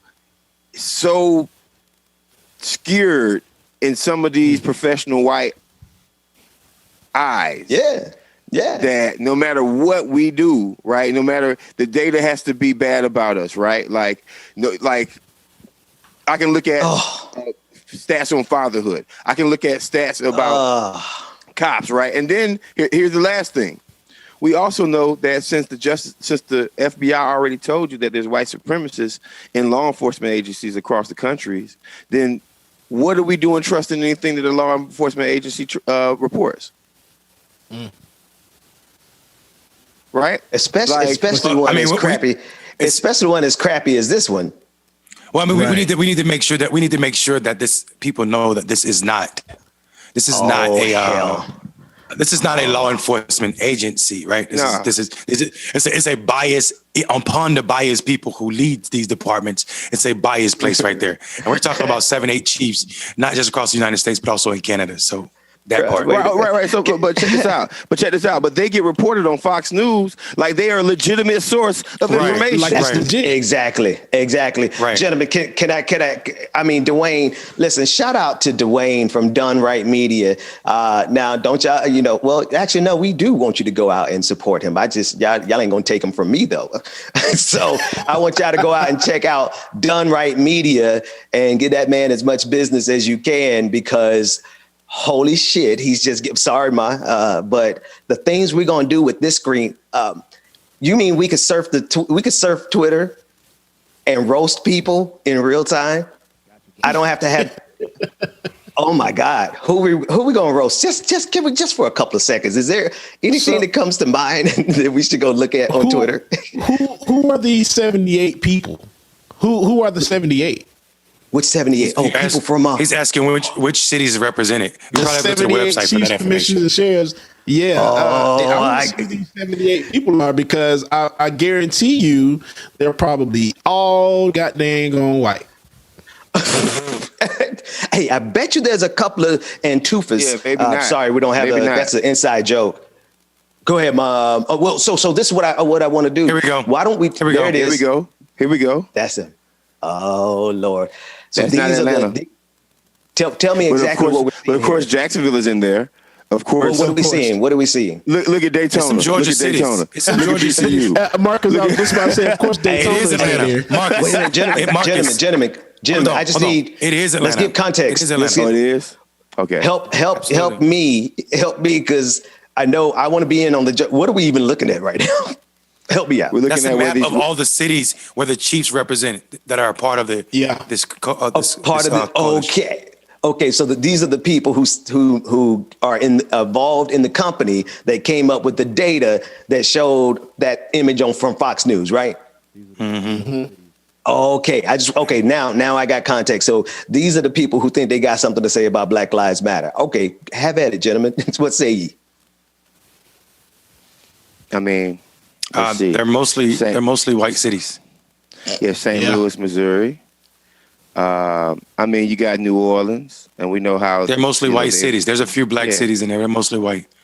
Yeah, I mean, but even if it wasn't white cities, policing is effective whiteness. So I mean, of course they're going to, because New Orleans is a soulfully black city. I mean, beautifully black city culturally, but the power structure there is so drenched in white supremacy that I still have to call it. Mondale, how would you determine a city like that has the soul of blackness, but the power structure of white supremacy?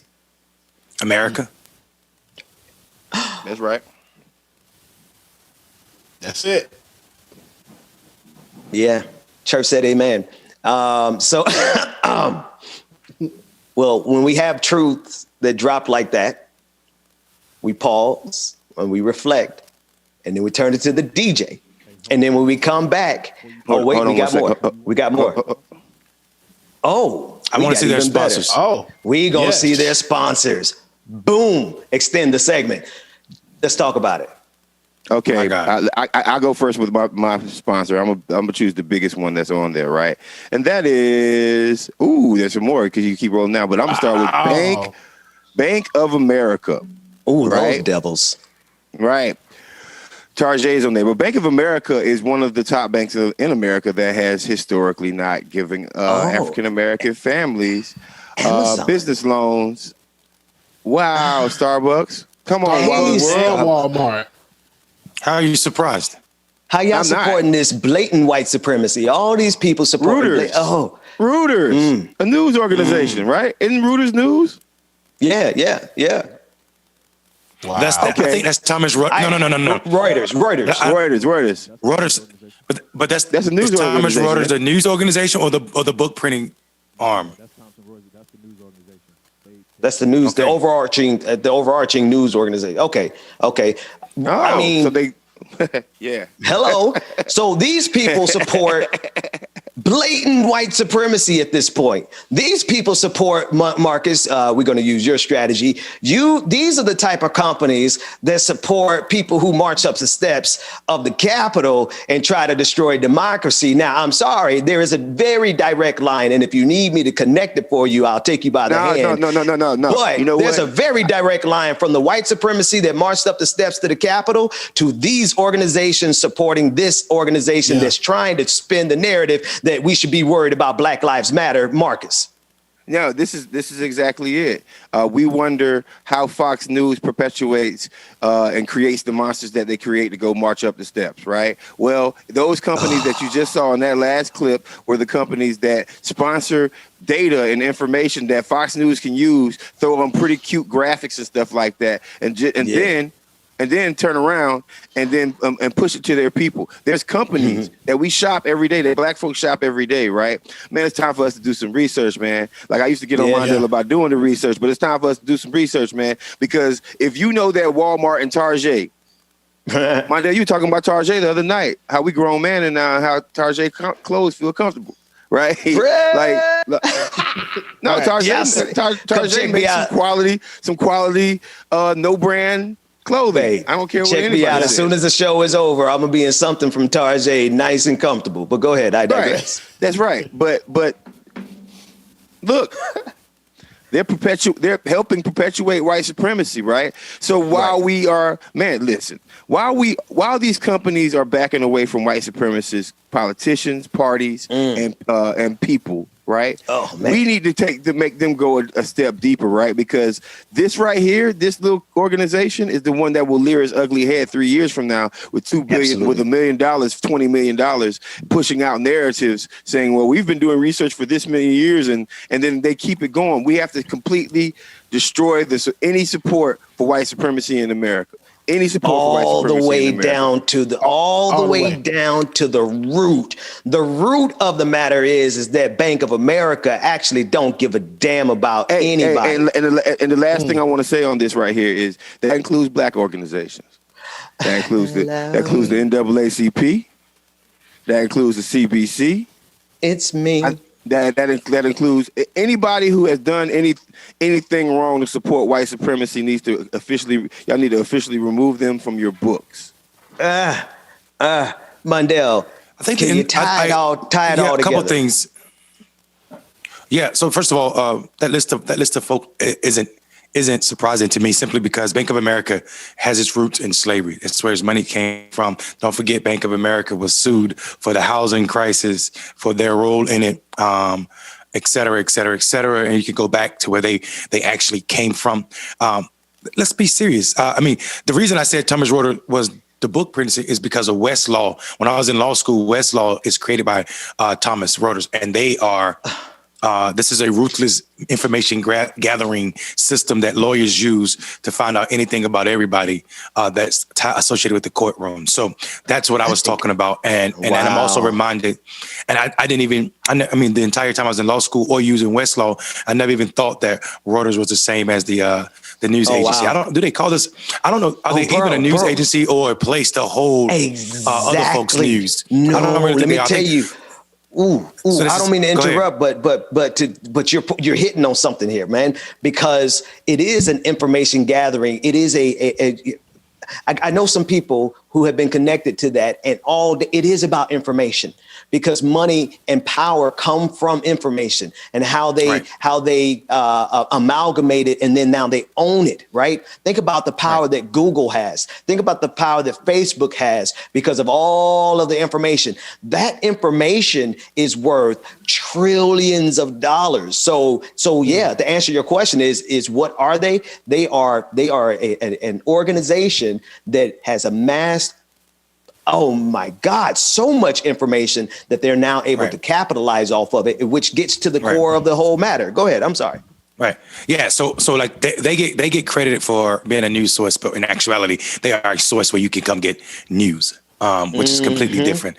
And what I was going to say was, I mean, in America, whenever you do anything from go to a restaurant to probably buy a T-shirt, you're shopping at a racist organization. And Target, I'm not surprised. For years, Target's security system was the best in the world. So much so, or at least in this country, so much so that the government used to lease out Target security in their home states. It's one of those middle states to do like deep surveillance dives. And to prove how powerful Target surveillance is, Target sent a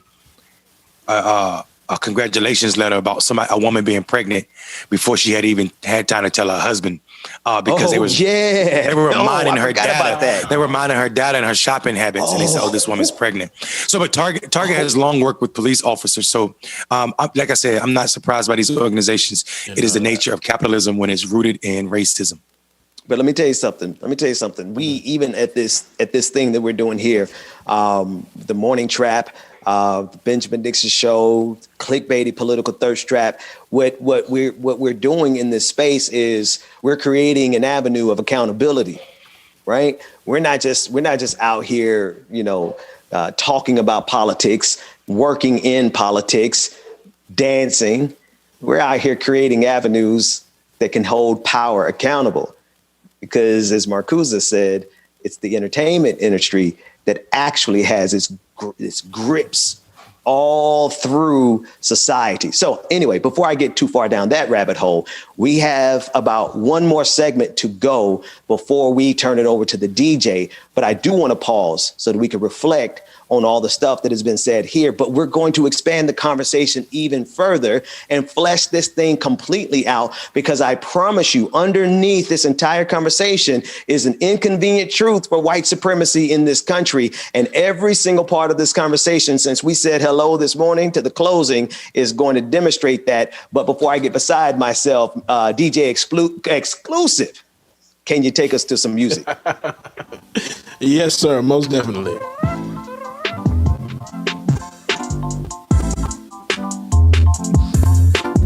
Call me what you want, you could even call me broke. Shawty out here always getting mad when I smoke. Well, thank everybody for joining this morning. I just hope the morning trap, girl, cause you still be up on my mind when I see blurry, girl. Yeah, text me, hit me on the snap too. Shout out to everybody in the chat room. Make sure you hit that like and subscribe button. She be getting ready in the bathroom. Girl, you so damn fine, I wanna roll. And definitely make sure that you are in a place for clickbait tonight. You call me on the phone, yeah. I can't leave my home, I've been here way too long, yeah. Hey, cause I just think about you always on my mind. Even when I'm high, like I've been smoking strong, I stay doing that a lot, yeah. I still check my text just to see if you respond, yeah.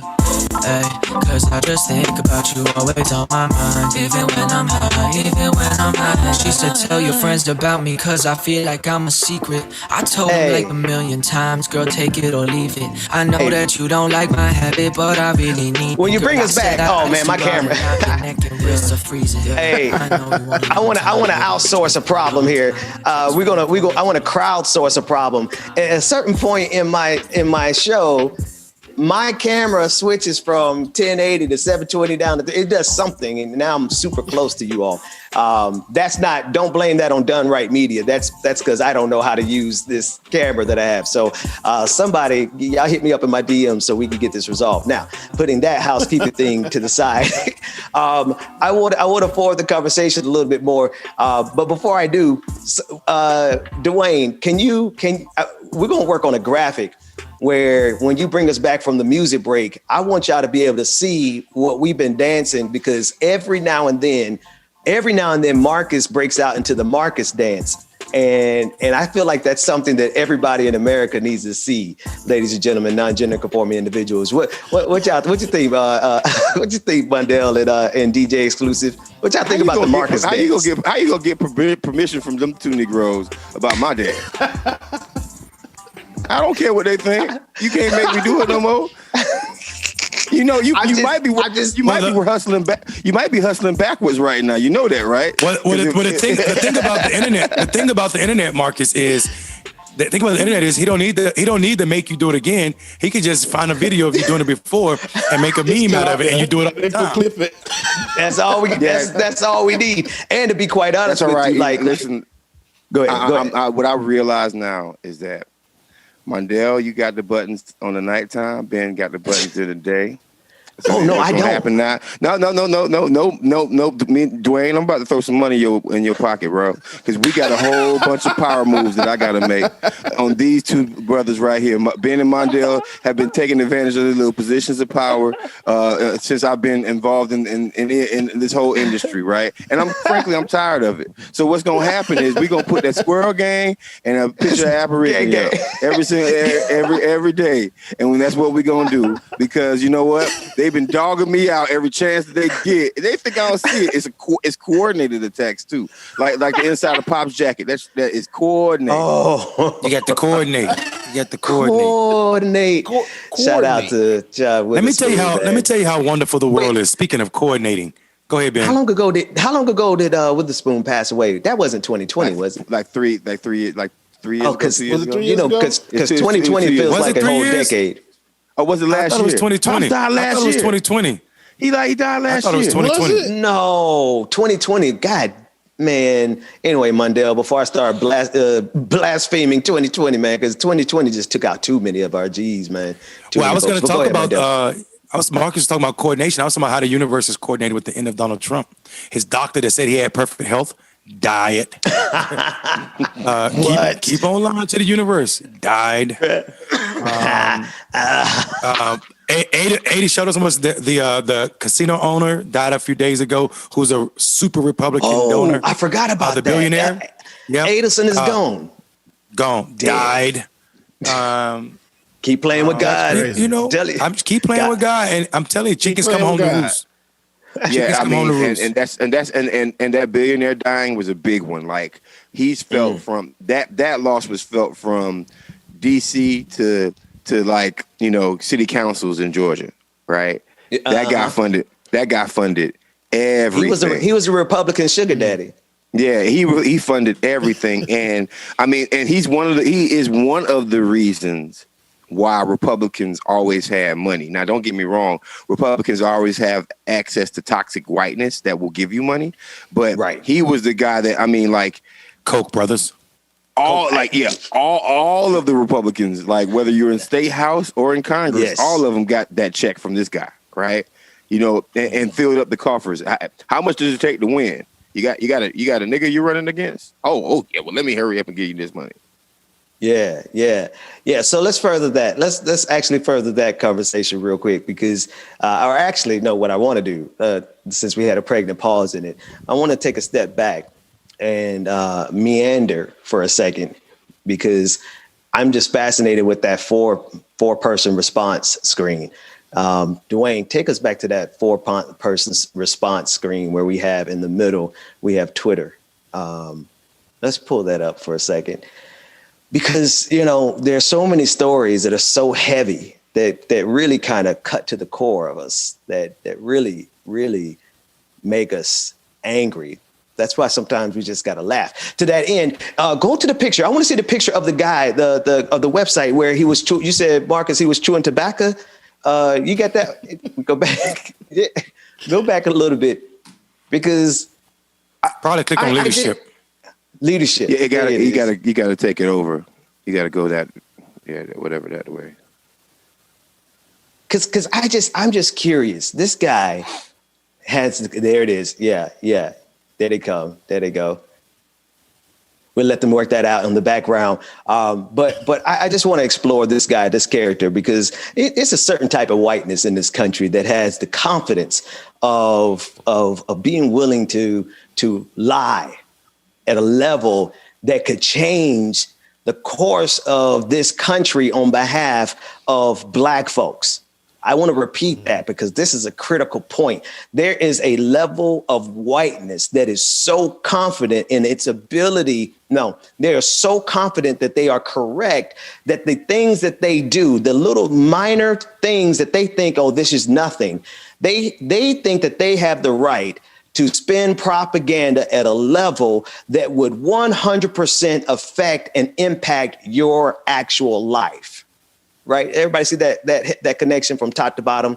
So to that end, I propose that we take a look at this guy's FBI file. Or we take a look at something, because this guy really thinks that he has the ability to do that. Now I'm taking the risk out here, but I just feel like this guy. I feel like we needed to talk about this one right here. Monday. Who want to jump? I don't want to force anybody into the deep end, but this dude need to be roasted like on an epic level, because he's got the nerve to think that he should be able to impact Blackness like that. Who go first? Go ahead, Marcus. You close to the mic. Go ahead. I'm always close to the mic, say something. Yeah, we can use an easy framework. Something. What's in this, man? Listen. You asking three black men. I'm asking real quickly. Like, what is in this cop's file? Right? They always come and look at our file. What is in this cop's file? Like, I can guarantee you for a fact you got domestic abuse in this cop's, and then maybe not him personally, but in this archetype of whiteness, the white police structure. Right? Well, what do we know about these cops? We know in terms of what they do to their families. We know police officers have a higher level of domestic violence than almost any other profession besides Marine Corps drill sergeants. That wasn't a shot at you. What I'm saying is that's a real stat. I wouldn't in the military, the people who have the highest the highest amount of domestic violence is the drill instructors for any service, right? Navy, Army. You want me to roast Marcus or the white man? I can come back at you. Ain't nobody literally do it. We got white supremacy on the table today, bro. Right. We got white supremacy. We got white patriarchy. We got white. Let's roast them first. Go ahead, Mark. Yeah. Well, my thing is this right here. You're asking us to talk about a white man in a police officer uniform, right? The roast is in itself, man. Like I don't joke about these dudes, man. I just don't. You dig what I'm saying? Because okay. I just don't there's nothing about them that's funny. Every single aspect of their life, their wives, their grandmothers, the person that beat them to the point in high school where they thought that they had to become a cop when they grew up because they needed power, right? The girlfriend that broke up with them because they had sex too quickly in bed, like the whole every single thing that made them think that they needed to be a white cop and harass black people.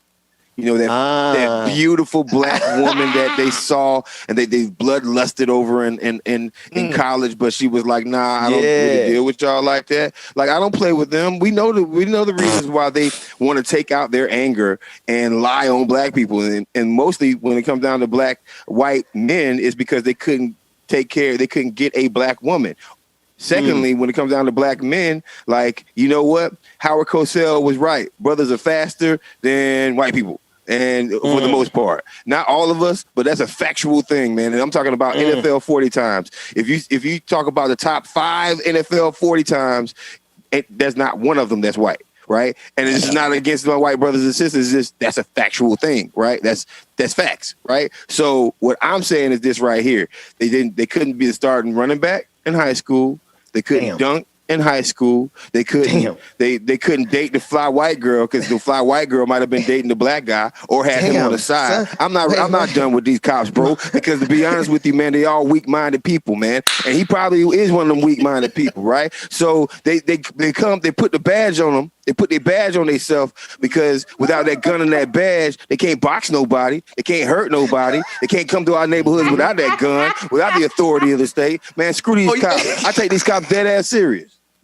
Bro, they thought we were playing on this show. They thought we were playing. Y'all thought it was going to be just song and dance. Hell no. Y'all thought this was going to be some stepping, fetching, buffoonery, coonery, buffoonery. Absolutely the hell not. Because the funniest jokes, I'm going to be honest with you, the funniest roasts are the ones that hurt the most. And God damn it, Marcus, I was just trying to be funny, but you cut to the core of the issue, bro. You left these folks, Mundell, well, is there anything left that needs to be said? Because they deserve it all. They deserve it all, fam. What you got? I think we can leave that at where Marcus killed him. I do want to talk to Marcus about this claim about Marines. I'm not arguing that Marines are saints because that would be foolish, and that would be child's play. But I do want to say that I think Marcus might be. Are you talking about military? No, I'm talking about military. Because the highest level. Yeah, but you said police then Marine drill instructors. I think I said just like.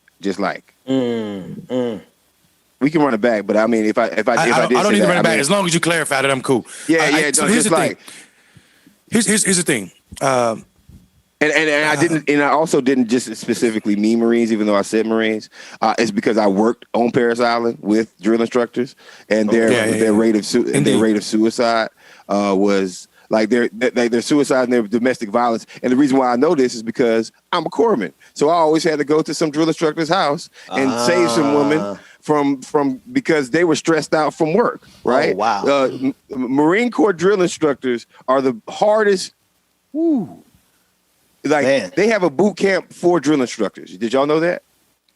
Oh, wow. Yeah, I can imagine. Yeah, that makes sense. Yeah. And it's on Parris Island.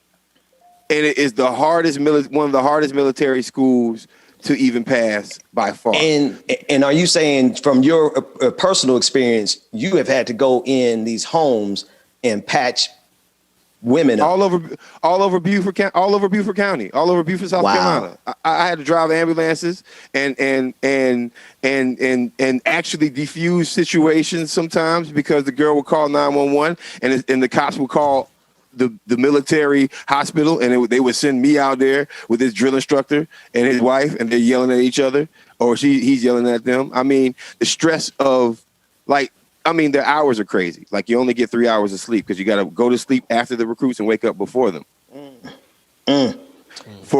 But still, and I hear you. I hear that caveat. But I think the important point, and then Mundell, I want you to enhance that conversation because I promise you, all of this ties together. Marcus, you're saying from your experience that you've had to go into the homes of these white men and patch up their women because of the rage that they take from this white supremacist system right into their household.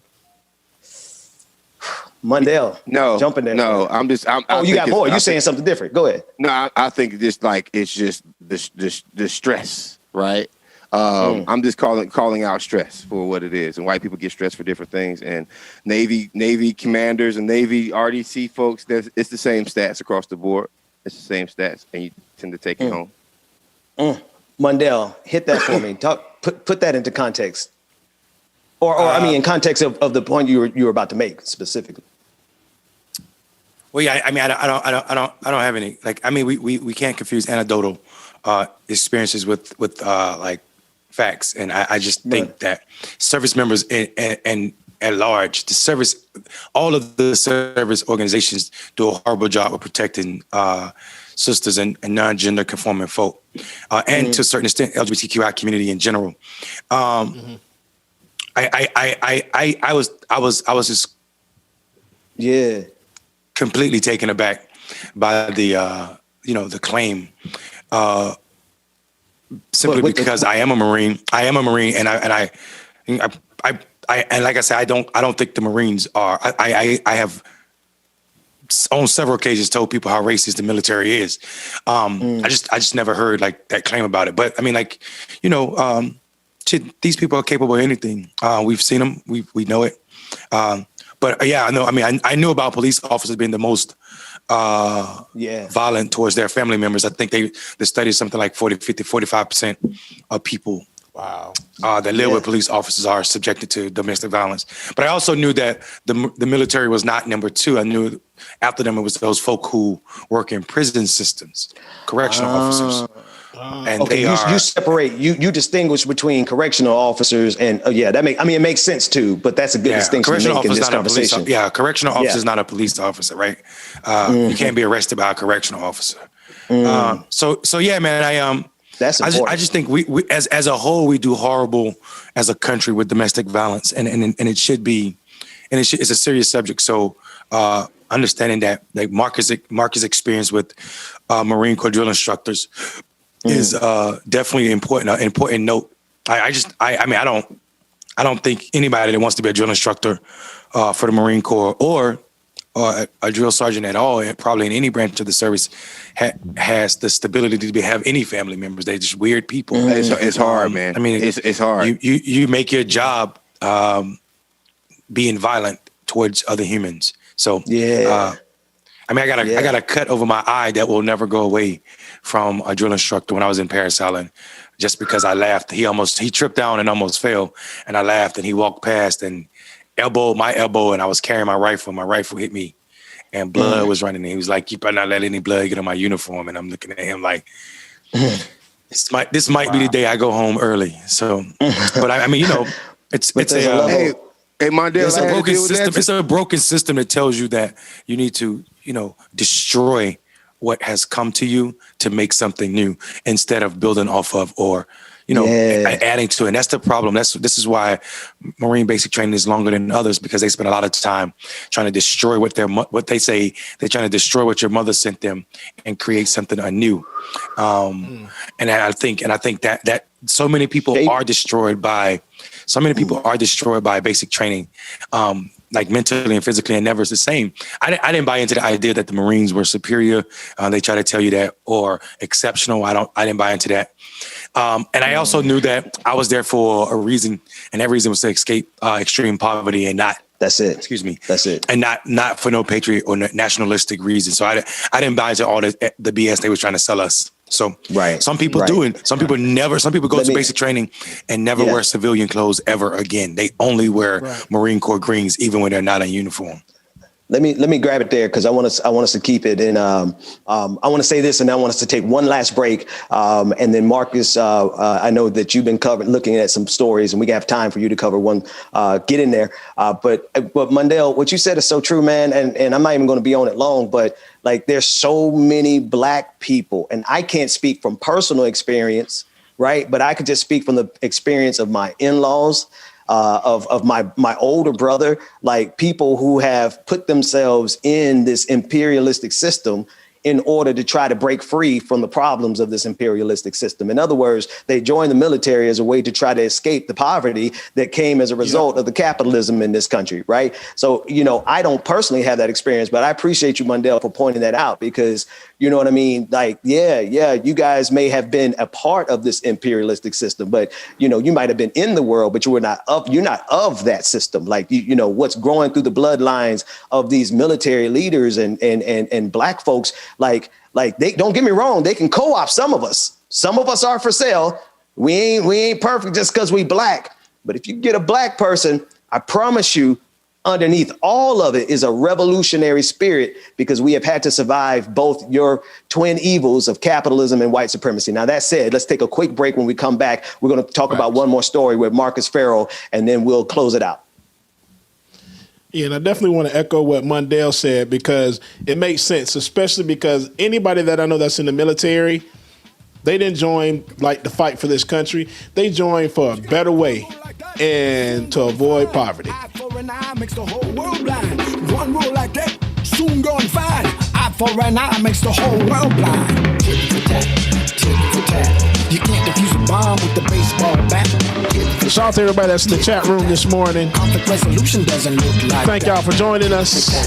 The Morning Trap. I am your DJ Exclusive, also known as James Bubba Williams. Make sure you hit that like and subscribe button. He's playing tit for tat, tit for tat, tit for tat. Can't even catch a nap with the baseball bat. Tit for tat, tit for tat. Conflict resolution doesn't look like that. Tit for tat, tit for tat. What's going on? Why you acting so mad? Tit for tat, tit for tat. All the little babies playing tit for tat. Hard worker, curse you but won't hurt you. Respecting good manners will get you a lot further. The things that my grandma would say after church service, the things I repeat to this day. Shout out to everybody that's rocking with us. 80s baby, that's get a lot of comments from everybody, y'all. Shout out to everybody that's rocking for all your comments, your positive thoughts, your vibes, everything, man. We greatly appreciate the love. I go crazy. Now that I'm older, I'm getting a little closer. Love only gets stronger. We talking a little longer. Was more than just a donor. My sister, brother, and father, strongest woman in my corner. I'm talking about my mama, yeah. If it wasn't for her, then it would not be me. I got nothing but love for all my mommies representing. If it wasn't for her, then it would not be me. I got nothing but love for all my mommies representing. Always gonna care for me no matter what, she there for me. Oh, man. Therapy, my mama hey, watch, yo. Hey, anybody watch, grew up on 18? Anybody, Mr. T, Hannibal, 18, yeah. Oh, yeah, 18. Absolutely. 18, yeah. Yeah, man, 18. I love it when the plan comes together. I want y'all to just put that in your head. Love it when the plan comes together. I love that song, If It Wasn't For Her, Then It Wouldn't Be Me. I ain't gonna cake too much on y'all airtime, but if it wasn't for a certain lady behind the scenes making this entire thing possible, Jada, making Eastern 42nd possible, making Morning Trap possible. If it wasn't for her, it wouldn't be me. Now, I'm not making this about me. I just want you to put that in the back of your head for later on. Now, that said, Marcus, we back from break, bro. I guarantee you, whatever you gonna say, I guarantee you, no matter what you want to talk about, unless it's some shenanigans, I guarantee you it's going to be a part of what needs to be said from this episode. So what say you, brethren? Shout out to Rosetta Bobo. I know I love you, mama. That was a great song. So check this out. Everybody knows that we spent most of our time yesterday watching the impeachment of Donald Trump and the arguments that happened going into it. And one thing that I want to make sure that we talk about is the great Congresswoman from Missouri's 1st District, Cori Bush, and her epic statement that she made about Donald Trump and why he should get impeached. And what I want to point out before we go into this is that she has to be the first person in American history to go on the floor of Congress and literally say the words white supremacist in chief. So if we got, and also I want y'all to hear the reaction from the white folks that are in Congress right now who went all parliamentarian when she got finished dropping a hammer on them. So do we have that clip? Yeah, Dwayne? We got it. Dwayne, we got it ready. Let's run it. If we fail to remove a white supremacist president who incited a white supremacist insurrection, it's communities like Missouri's 1st District that suffer the most. The 117th Congress must understand that we have a mandate to legislate in defense of Black lives. The first step in that process is to root out white supremacy, starting with impeaching the white supremacist in chief. Thank you, and I yield back. And from New York wishes to reserve the gentleman from Ohio. Now, what I noticed the most out of this clip is, because we've on this show, we've all heard Cori Bush speak before. As a matter of fact, I believe most of us know the Congresswoman in one form or another, right? So we know that this is the kind of fire and prophetic fire that she brings, and a level of honesty, right? If years in the past, if somebody was homophobic, they would get called homophobic in the Congress. Years in the past, if somebody was called anti-woman and misogynist, they would get called misogynist in the Congress. But what we have not seen from many elected officials is actually using the word white supremacist in chief. And what I'm happy about white supremacy and the reaction to white supremacy by them booing lets me know that white supremacy is real. Yeah.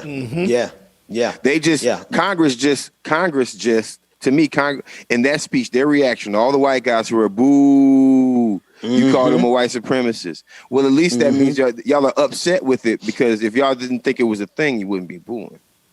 If y'all didn't think it was effective, you wouldn't be speaking.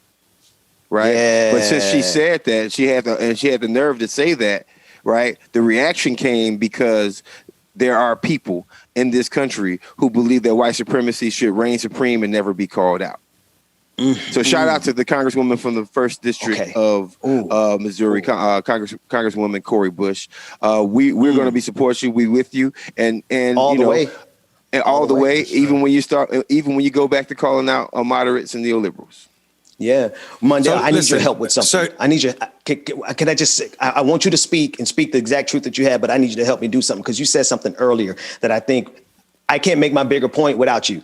You said that they thought that they actually had the right to challenge democracy, right? Can you speak about what you want to speak about? Because I know it's going to matter. It's going to be important. But just remember to throw that in there also, because I think the arrogance of white supremacy, thinking that it had the right to challenge democracy itself, is a critical component. You got the floor. Yeah, I mean, I think it's just that, man. It's literally just that. And but before I speak on democracy, I want to go back to my obituaries that we stopped talking about them. I was going over dead people because of white supremacy. The last one I was going to mention was Chris Stanton, who was a bank manager. This is why I was saying it wasn't poor people. He was a bank manager from Atlanta, Georgia, that went into the Capitol as well with these people on the 6th of January this year. And he was part of the riots or insurrectionists or insurgents. And what I was going to say was, and it ties right into what Marcus is talking about, what whiteness can and can't do. We knew they were, booing is one thing. We don't care if they boo. Look at how they voted, right? 179 of them voted not to impeach Donald Trump. So, the booing is just them saying out loud what they said with their vote. It's okay. We knew that. But this brother that I was just naming, Chris Stanton, this white bank manager that was one of these insurgents that ran up in the Capitol, killed himself last night. Killed himself because he was about to get arrested. So rather than be accountable for defending whiteness, he'll take life and do further harm, not just to him with his selfish ass, but also to his family. Man, right. This is what I'm talking about. This is the selfishness and arrogance of white supremacy. They ran to DC with all of this technology and all of these government agencies designed to protect this democracy, and not thought there was going to be any repercussions. So much so that he hadn't plotted or thought about the fact that he may be arrested for tearing down or burning the Capitol. He didn't even see it coming. That is the sickness. Bro, he's so blinded. He didn't even realize he did not realize when he went to the Capitol last Wednesday that he was signing his own death certificate at his own hands, because he was so blinded by his selfishness and arrogance. He believed that they were so damn right that he could go up there, and now he realized he embarrassed everybody. And I'm sorry, I'm not relishing in that man's death, because you're right. He killed himself, but that's an act of selfishness because he didn't live to stay in the mess that he created. James, you were about to get in there. Yeah, let me say one thing because the internet. James, I'm so sorry, brother. Go ahead. I'm so sorry, James. I don't want the internet to believe that we're talking about people taking their lives. Right, is a selfish act. We know what goes into there's mental health issues, there's other issues. This is not one of those issues. This is selfishness. The cops are coming to pick him up for his acts on Wednesday. That's all I wanted to say. Yeah, no, and that. Thank you. Anytime there's some pertinent addendums, because the way America looks at the mental health community in general. That's him right there. That's him right there. Yeah. So he took his own life. Wow. And years I guarantee, and I understand why. Because he thought he was going up there in righteous indignation. Come out, he realized he's a damn fool because he wasn't listening to nobody. And we'll talk about that in a second. James, I want you to get in there real quick. Yeah, and I'm just realizing he's from Georgia, from Alpharetta. But echoing the same thing, Mundell's, it's just like you did this to try to avoid being prosecuted and everything else. It's like you took the coward way out because you saw everybody else getting arrested. And it sucks. And especially him being a bank manager, 9 times out of 10, and I hate to say this, he probably funded a lot of trips going up there. Come on. I want a point of order real quick. I want to, Yes, because Mondale said something very interesting that made me think about how they vote is more important than how they speak, right? But this is how white supremacy is worked. And this is the epitome of 2020. And this is how outright and how blatant they are. They boo. But history shows us that decorum in the Capitol has never been one where we haven't seen boos of that caliber recently. Come on. Right? Yeah. Like they always vote racist, but they never present racist. Right? They never show up racist. They show up so Fox News can say, hey, you know what? We were always nice and polite. We just, we always treated you right in public. We just didn't agree with you policy-wise and we voted against you. No, now they are literally expressing themselves. That's a good point, Mondale. Now they're literally expressing themselves because the voice is what matters. But now, just like their supporters express themselves by running up in the Capitol, they're also expressing themselves right now.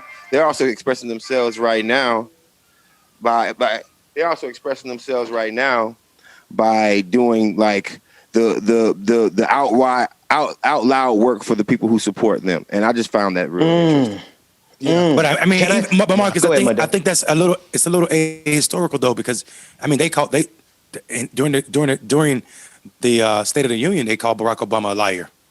And I mean, if you've been watching any of these like the footage on C-SPAN, there's been some ruckus in these caucus meetings, and also how they show up and talk back and overstep their time limits. They've been this way for some time now. Matt Gaetz is a perfect example of it, right? Him and Cedric, how his white man angst, how his white man angst about, hey, you know what, man?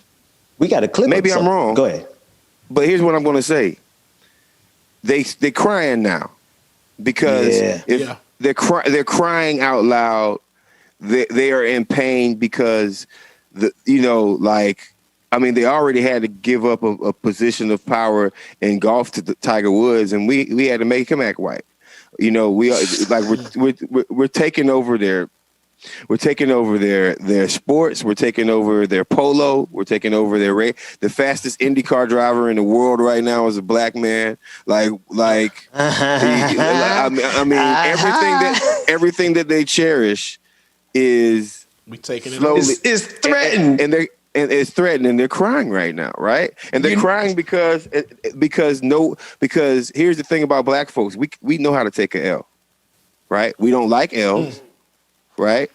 We don't like L's. The reason why Kobe Bryant and Michael Jordan were so good is because they knew how to lose. They took losses. Right?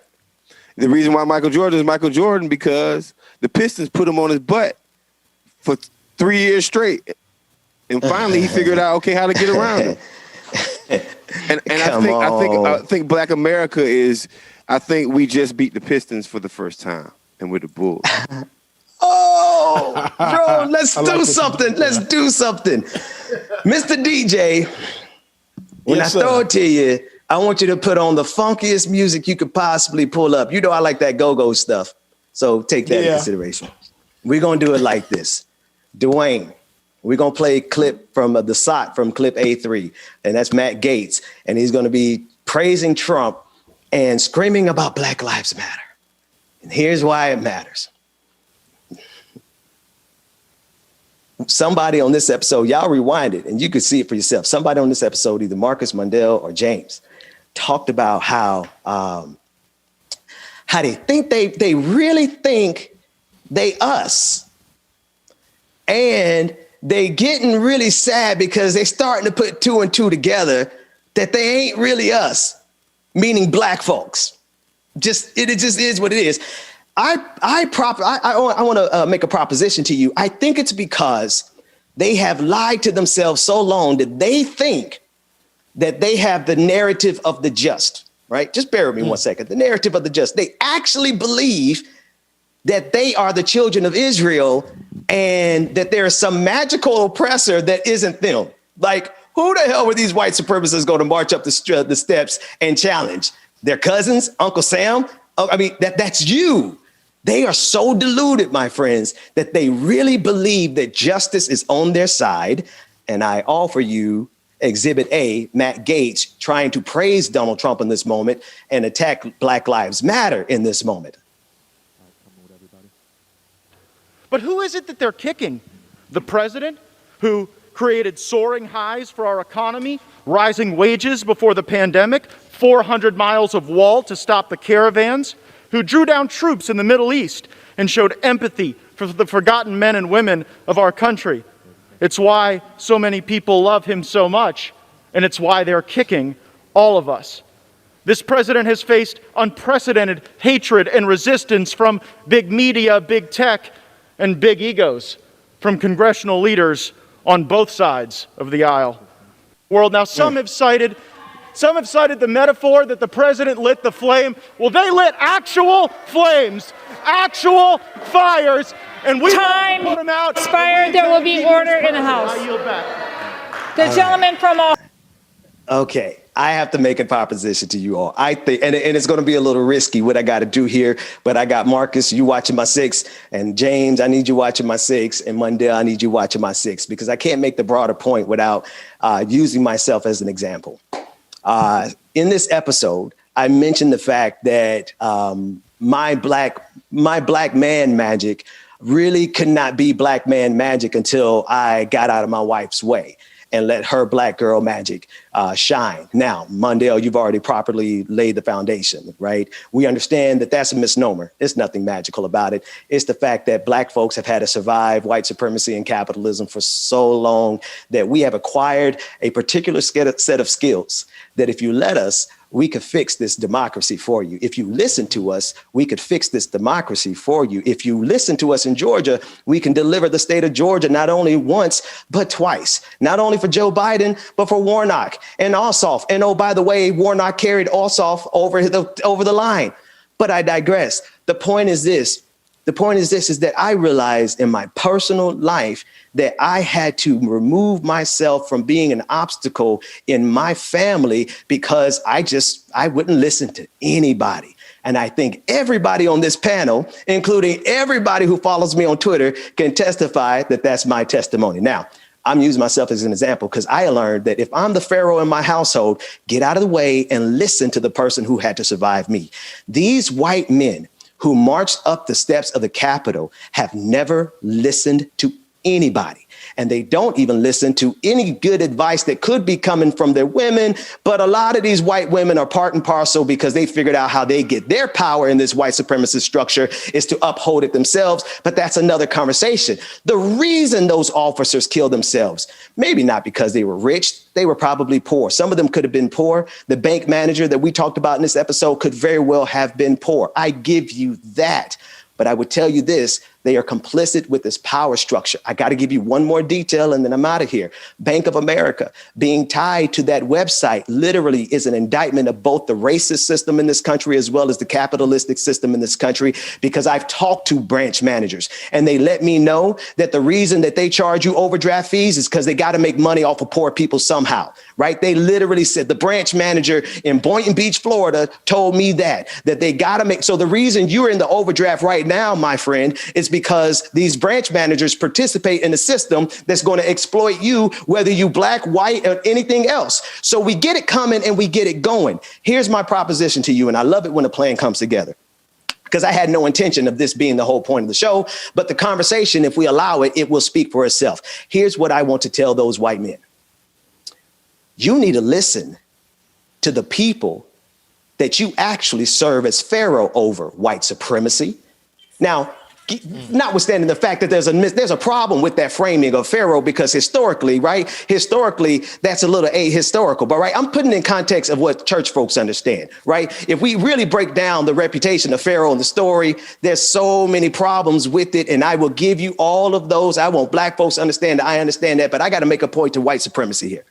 The point is, if you listen to the people who have been at the bottom of your twin evils, capitalism and white supremacy, if you listen to black folks, America, forget the white supremacists, they're not going to listen. America, if y'all listen to black folks, we will continue to save this country. But there's one last detail. Black folks, me at least, I can't testify for anybody else, but it wasn't until I stopped being a Pharaoh in my household that I was able to understand that.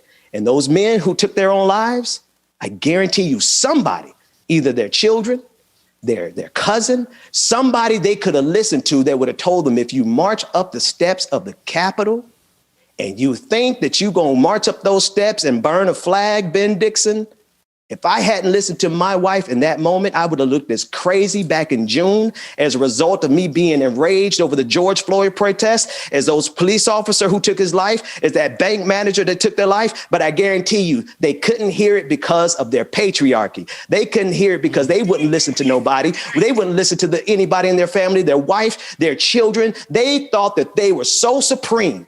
They honestly believed, and I'm done, DJ, we're going to throw it to you. They honestly believed that they were the oppressed people that had the right to march up the steps. There's only one group of people in this country, and that's all of the marginalized people, black, indigenous, the people, the victims of this American white supremacist system. Those are the people who had the right to march up those steps. But you know what? Y'all would have killed us if we did. So what we're going to do instead, Mr. DJ, we're going to twerk something, and we'll see you all tomorrow. Take care, everybody. And then I saw her and asked if she wanted some tea. But I'll be honest, I still wanted more than just drinks. Maybe a couple baby crumpets and a trip to my beach house. Grab the chrome and take her home, and then we shout out to everybody. We appreciate y'all for joining us this morning on the Morning Trap. On the picture until she busted out the book and started giving scripture. I am your DJ exclusive James Bubba Williams.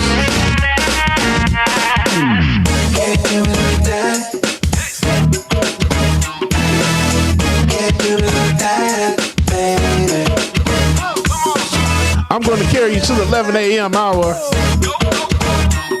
The next 20 minutes or so for y'all that's not here in the East Coast.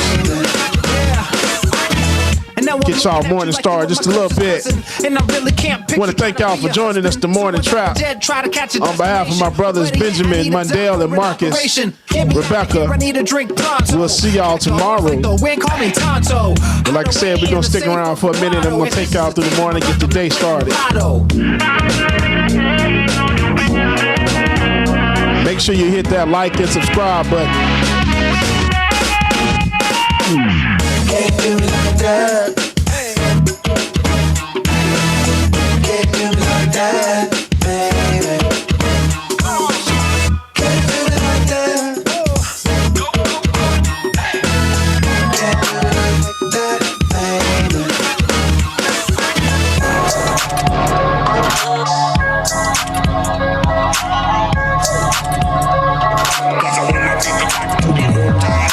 Slide to the left, slide to the right. Rock with me, baby, we can do this all night. Slide to the left, slide to the right. Come on, come on, come on. Yeah, slide to the left, slide to the right. Rock with me, baby, we can do this all night. Slide to the left, slide to the right. Come on, come on, come on. Hey, slide to the left, slide to the right. Rock with me, baby, we can do this all night. Slide to the left, slide to the right. Come on, come on, come on. Yeah, slide to the left, slide to the right. Rock with me, baby, we can do this all night. Slide to the left, slide to the right. Come on, come on, come on. Yeah, my hand is wrapped around your waist. I love the way that you be twirling to the bass. Moving sideways on a Friday. DJ playing all of your favorites. I'm digging your flavor, yeah, yeah. Cause the vibe. Shout out to everybody that's still rocking with us. I am your DJ exclusive by E. James Bubba Williams. We want to thank you so much for joining us this morning. If you feel so inclined, please tip your DJ X3C on PayPal. I'm sorry, DJ X3C on Venmo and Cash App. DJ Exclusive on PayPal. Come on. Hey, slide to the left, slide to the right. Rock with it, baby, we can do this all night. Slide to the left, slide to the right. Come on, come on, come on. Hey, slide to the left, slide to the right. Rock with it, baby, we can do this all night. Slide to the left, slide to the right. Come on, come on, come on.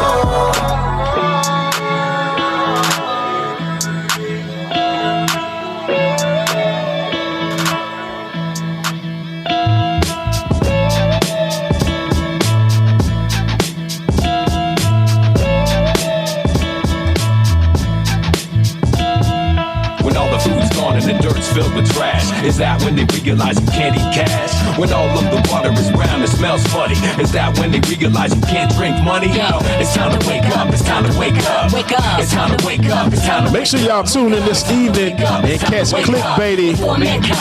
Yo, definitely cannot miss it. Last night was epic.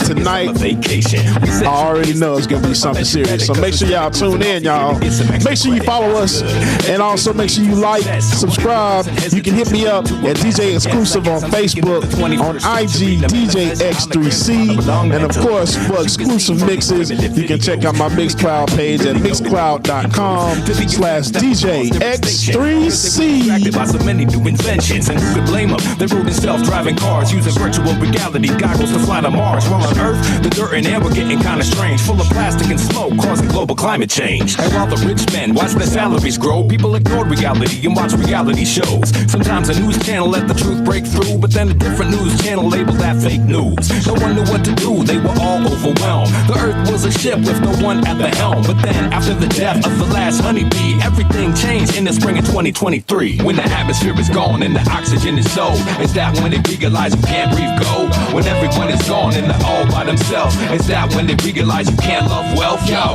it's time to wake up, it's time to wake up. Wake up, it's time to wake up, it's time to wake up. Wake up, it's time to wake up, it's time to wake up. Before mankind and Mother Earth break up. Now before the If you wanna go fast, walk by yourself. If you wanna go far, walk with someone else. Right by my side, my tribe right by my side.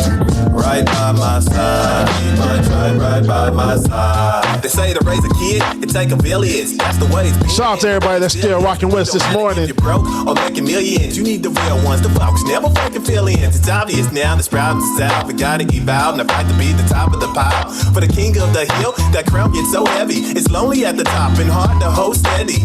Power hungry fantasies cause insanity. It's family that gives you power like Stan Lee. Not a cow but a stampede. Understand me? Cause when your head's in the clouds and you can't see, that's when you fall for that old trick, divide and conquer. But multiply with that many times stronger. I got a team so my dream's gonna last longer. And I don't fall for the schemes from fast talkers. If you wanna go fast, walk by yourself. If you wanna go far, walk with someone else. Right by my side, my tribe right by my side. Right by my side, my tribe right by my side. Like rapping.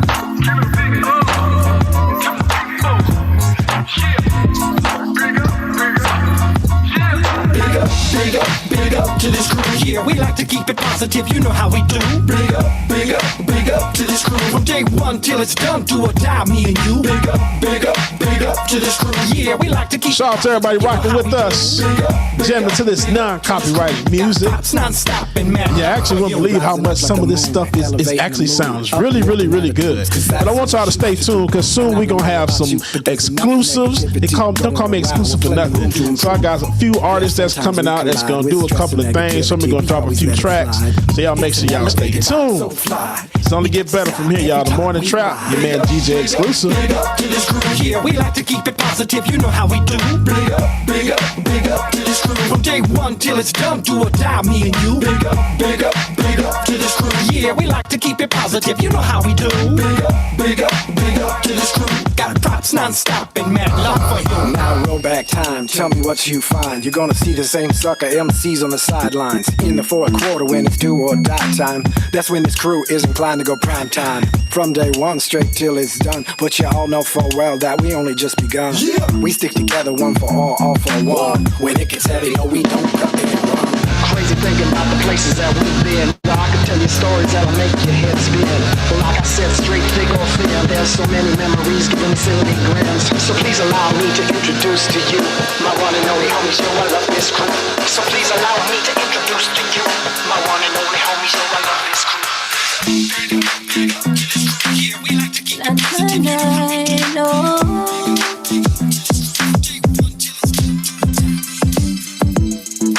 fighting, we've been fighting for so long now.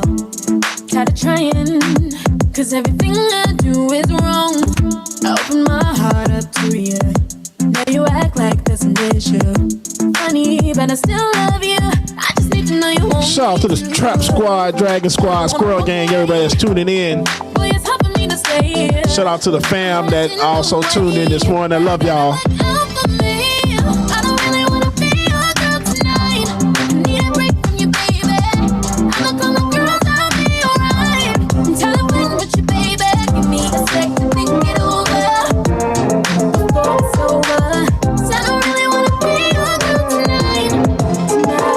She look good. You ain't gotta stand in the mirror with your makeup on, cause you know that take way too long. I just want that right now, girl, you Uber outside. I can't wait just to get this on it. You want it right now. Want it right now. Don't take too long. Yeah. You want it right now. Want it right now. Make sure you hit us up. Hit that like and subscribe button. Don't keep it away. Also, make sure you tip your DJ. You know what I've been craving. DJ X3C on Venmo and Cash App. Don't get freaky in the night. When she hit the room, you know it's on sight. And she all on my type. And you know we just over here trying to make sure that you get your morning started right, started tight. You ain't gotta stand in the mirror with your makeup on, cause you know that take way too long. I just want that right now, girl, you Uber outside. I can't wait just to get this on it. You want it right now. Want it right now. Don't take too long. You want it right now. Want it right now. Don't take too long. Don't take too long. I've been waiting on you to pull up. Girl, I know you got a man, but he can stay at home. He don't need to be around when I'm taking you down. Damn, that drink too strong. We could roll up. Now, baby, just hold up. Say you got a friend, bring it in. We can do what you wanna. I know you need it. Not to sound conceited, but girl, I complete you. I don't wanna wipe you up, no. But she looks good. You ain't gotta stand in the mirror with your makeup on, cause you know that take way too long. I just want that right now, girl, you Uber outside. I can't wait just to get this on it. You want it right now. Shout out to everybody that joined us this morning. Great show. Tomorrow's gonna be even better, y'all. Don't take too long.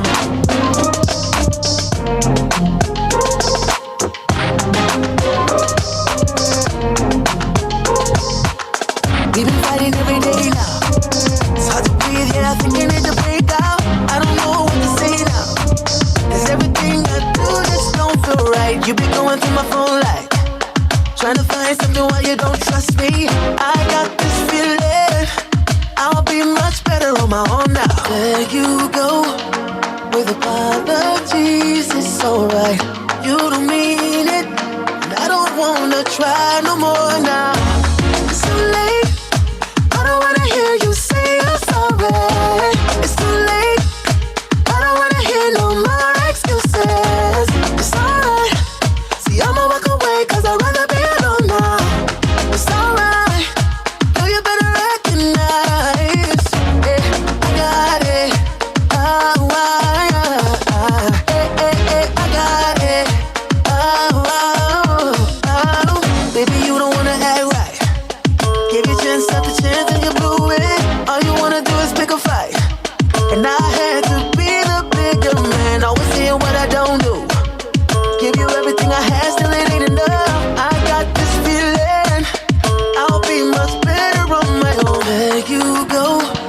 Shout out to everybody, man. I appreciate the love. You don't mean it, and I don't wanna try no more now. It's too late. I don't wanna hear you say you're sorry. It's too late. I don't wanna hear no more excuses. It's alright. See, I'ma walk away 'cause I'd rather be alone now. It's alright. No, you better recognize.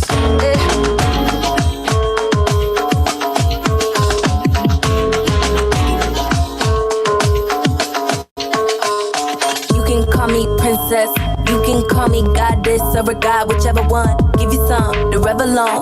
Throw it back, depending on what level you want. If I give you my handle, then you can handle this handle. And you can call me the Pope, but no Olivia scandal. And after we done, you'll put my face on your mantle. Call up your friends and those plans will be canceled. Turn up the music, it's about to get loud. Get loud. Crank that shit up, it's about to go down. Go down. Can't hear what you said. Say with it in your face. Did you hear me the first time is what he said? I said no, baby, let's go back to bed. I'm a fantasy, so hold on to me. And all my fans wanna see all this booty. You a lucky man. Shout out to everybody that's still rocking with this morning. Hope that you are getting your day started right. Those that's in the house cleaning up. Those that's tutoring their kids right now. Those that's working from home. Shout out to everybody that's tuning in right now. Even if you're in your car jamming and got me plugged up to your car audio, I appreciate the love, y'all. I really do. Say with it in your face. Can't hear what you say. When I saw you, say with it in your face. You can call me so bad. You can call me God. I'm loving that tattoo just above your sexy waist. I feel it in the air tonight. You wanna let go, baby, don't fight it. Lose control. The rhythm it got you. Just let it take you. Lose your cares and melt away. I can't wait another minute. You're moving too fast, can't let you get away. Just slow it down. I can't wait another minute. Gotta tell you that you are the one. So why you here alone? Girl, you're way too fun to be by yourself. I'm riding solo over here, can you help? And we ain't got no business dancing alone.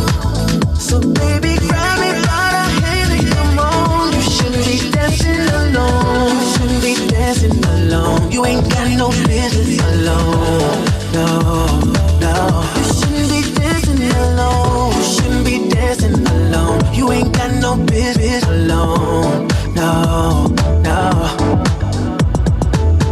Something about you, girl, I can tell you're more than just a pretty face. Hey. Girl, you're so bad, ooh. I'm loving that tattoo just above your sexy waist.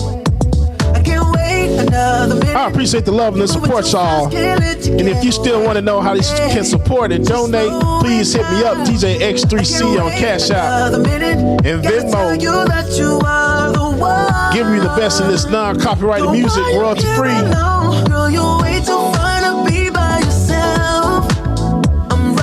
Make sure you hit that like and the subscribe button so you'll always know when the morning trap is on. Make sure you have your face in the place this evening for clickbaiting, the political thirst trap. Always a good damn time. No. You shouldn't be dancing alone. You shouldn't be dancing alone. You ain't got no business alone. No. I can't wait. Looking at me that way, I know what you're thinking. You mad, wanna leave, don't walk out. Round and round we go, find it hard to believe me. I know it's kinda hard to stay, but think about everything that we have now. Yeah. Baby, it's too much to lose. Right now it's hard to see, girl, just close your eyes and tell me that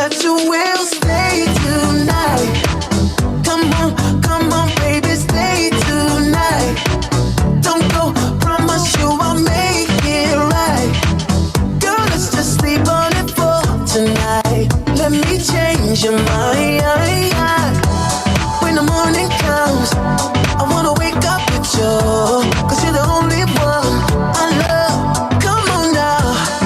How could I mess this up? You're the best thing ever happened to me.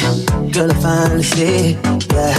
I never even knew how much I really need you until I saw you walk away. Think about everything that we have now. Yeah, baby, it's too much to lose. Right now it's hard to see, girl, just close your eyes and tell me that you will stay tonight. Come on, baby, stay tonight. Don't go, promise you I'll make it right. Girl, let's just sleep on it for tonight. Let me change your mind. When the morning comes, I wanna wake up with you, 'cause you're the only one I love. Come on now, think about everything that we have now. Shout out to everybody that joined us this morning. Baby, it's too much to lose. The Morning Trap. I am James Bubba Williams, your DJ Exclusive. Make sure that you follow, like, subscribe. Make sure you hit us up.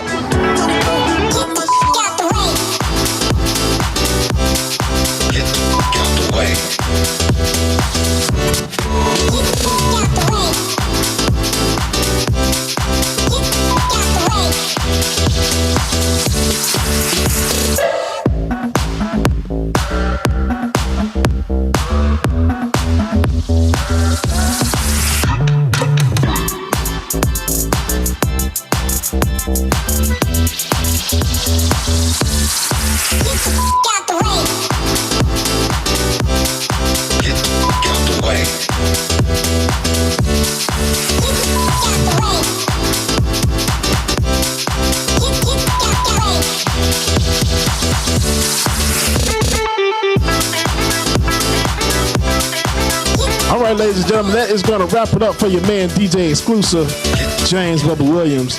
On behalf of my brothers and my sister, we want to thank y'all so much for joining us this morning. Make sure that you hit that like and subscribe button, and we will catch y'all in the morning.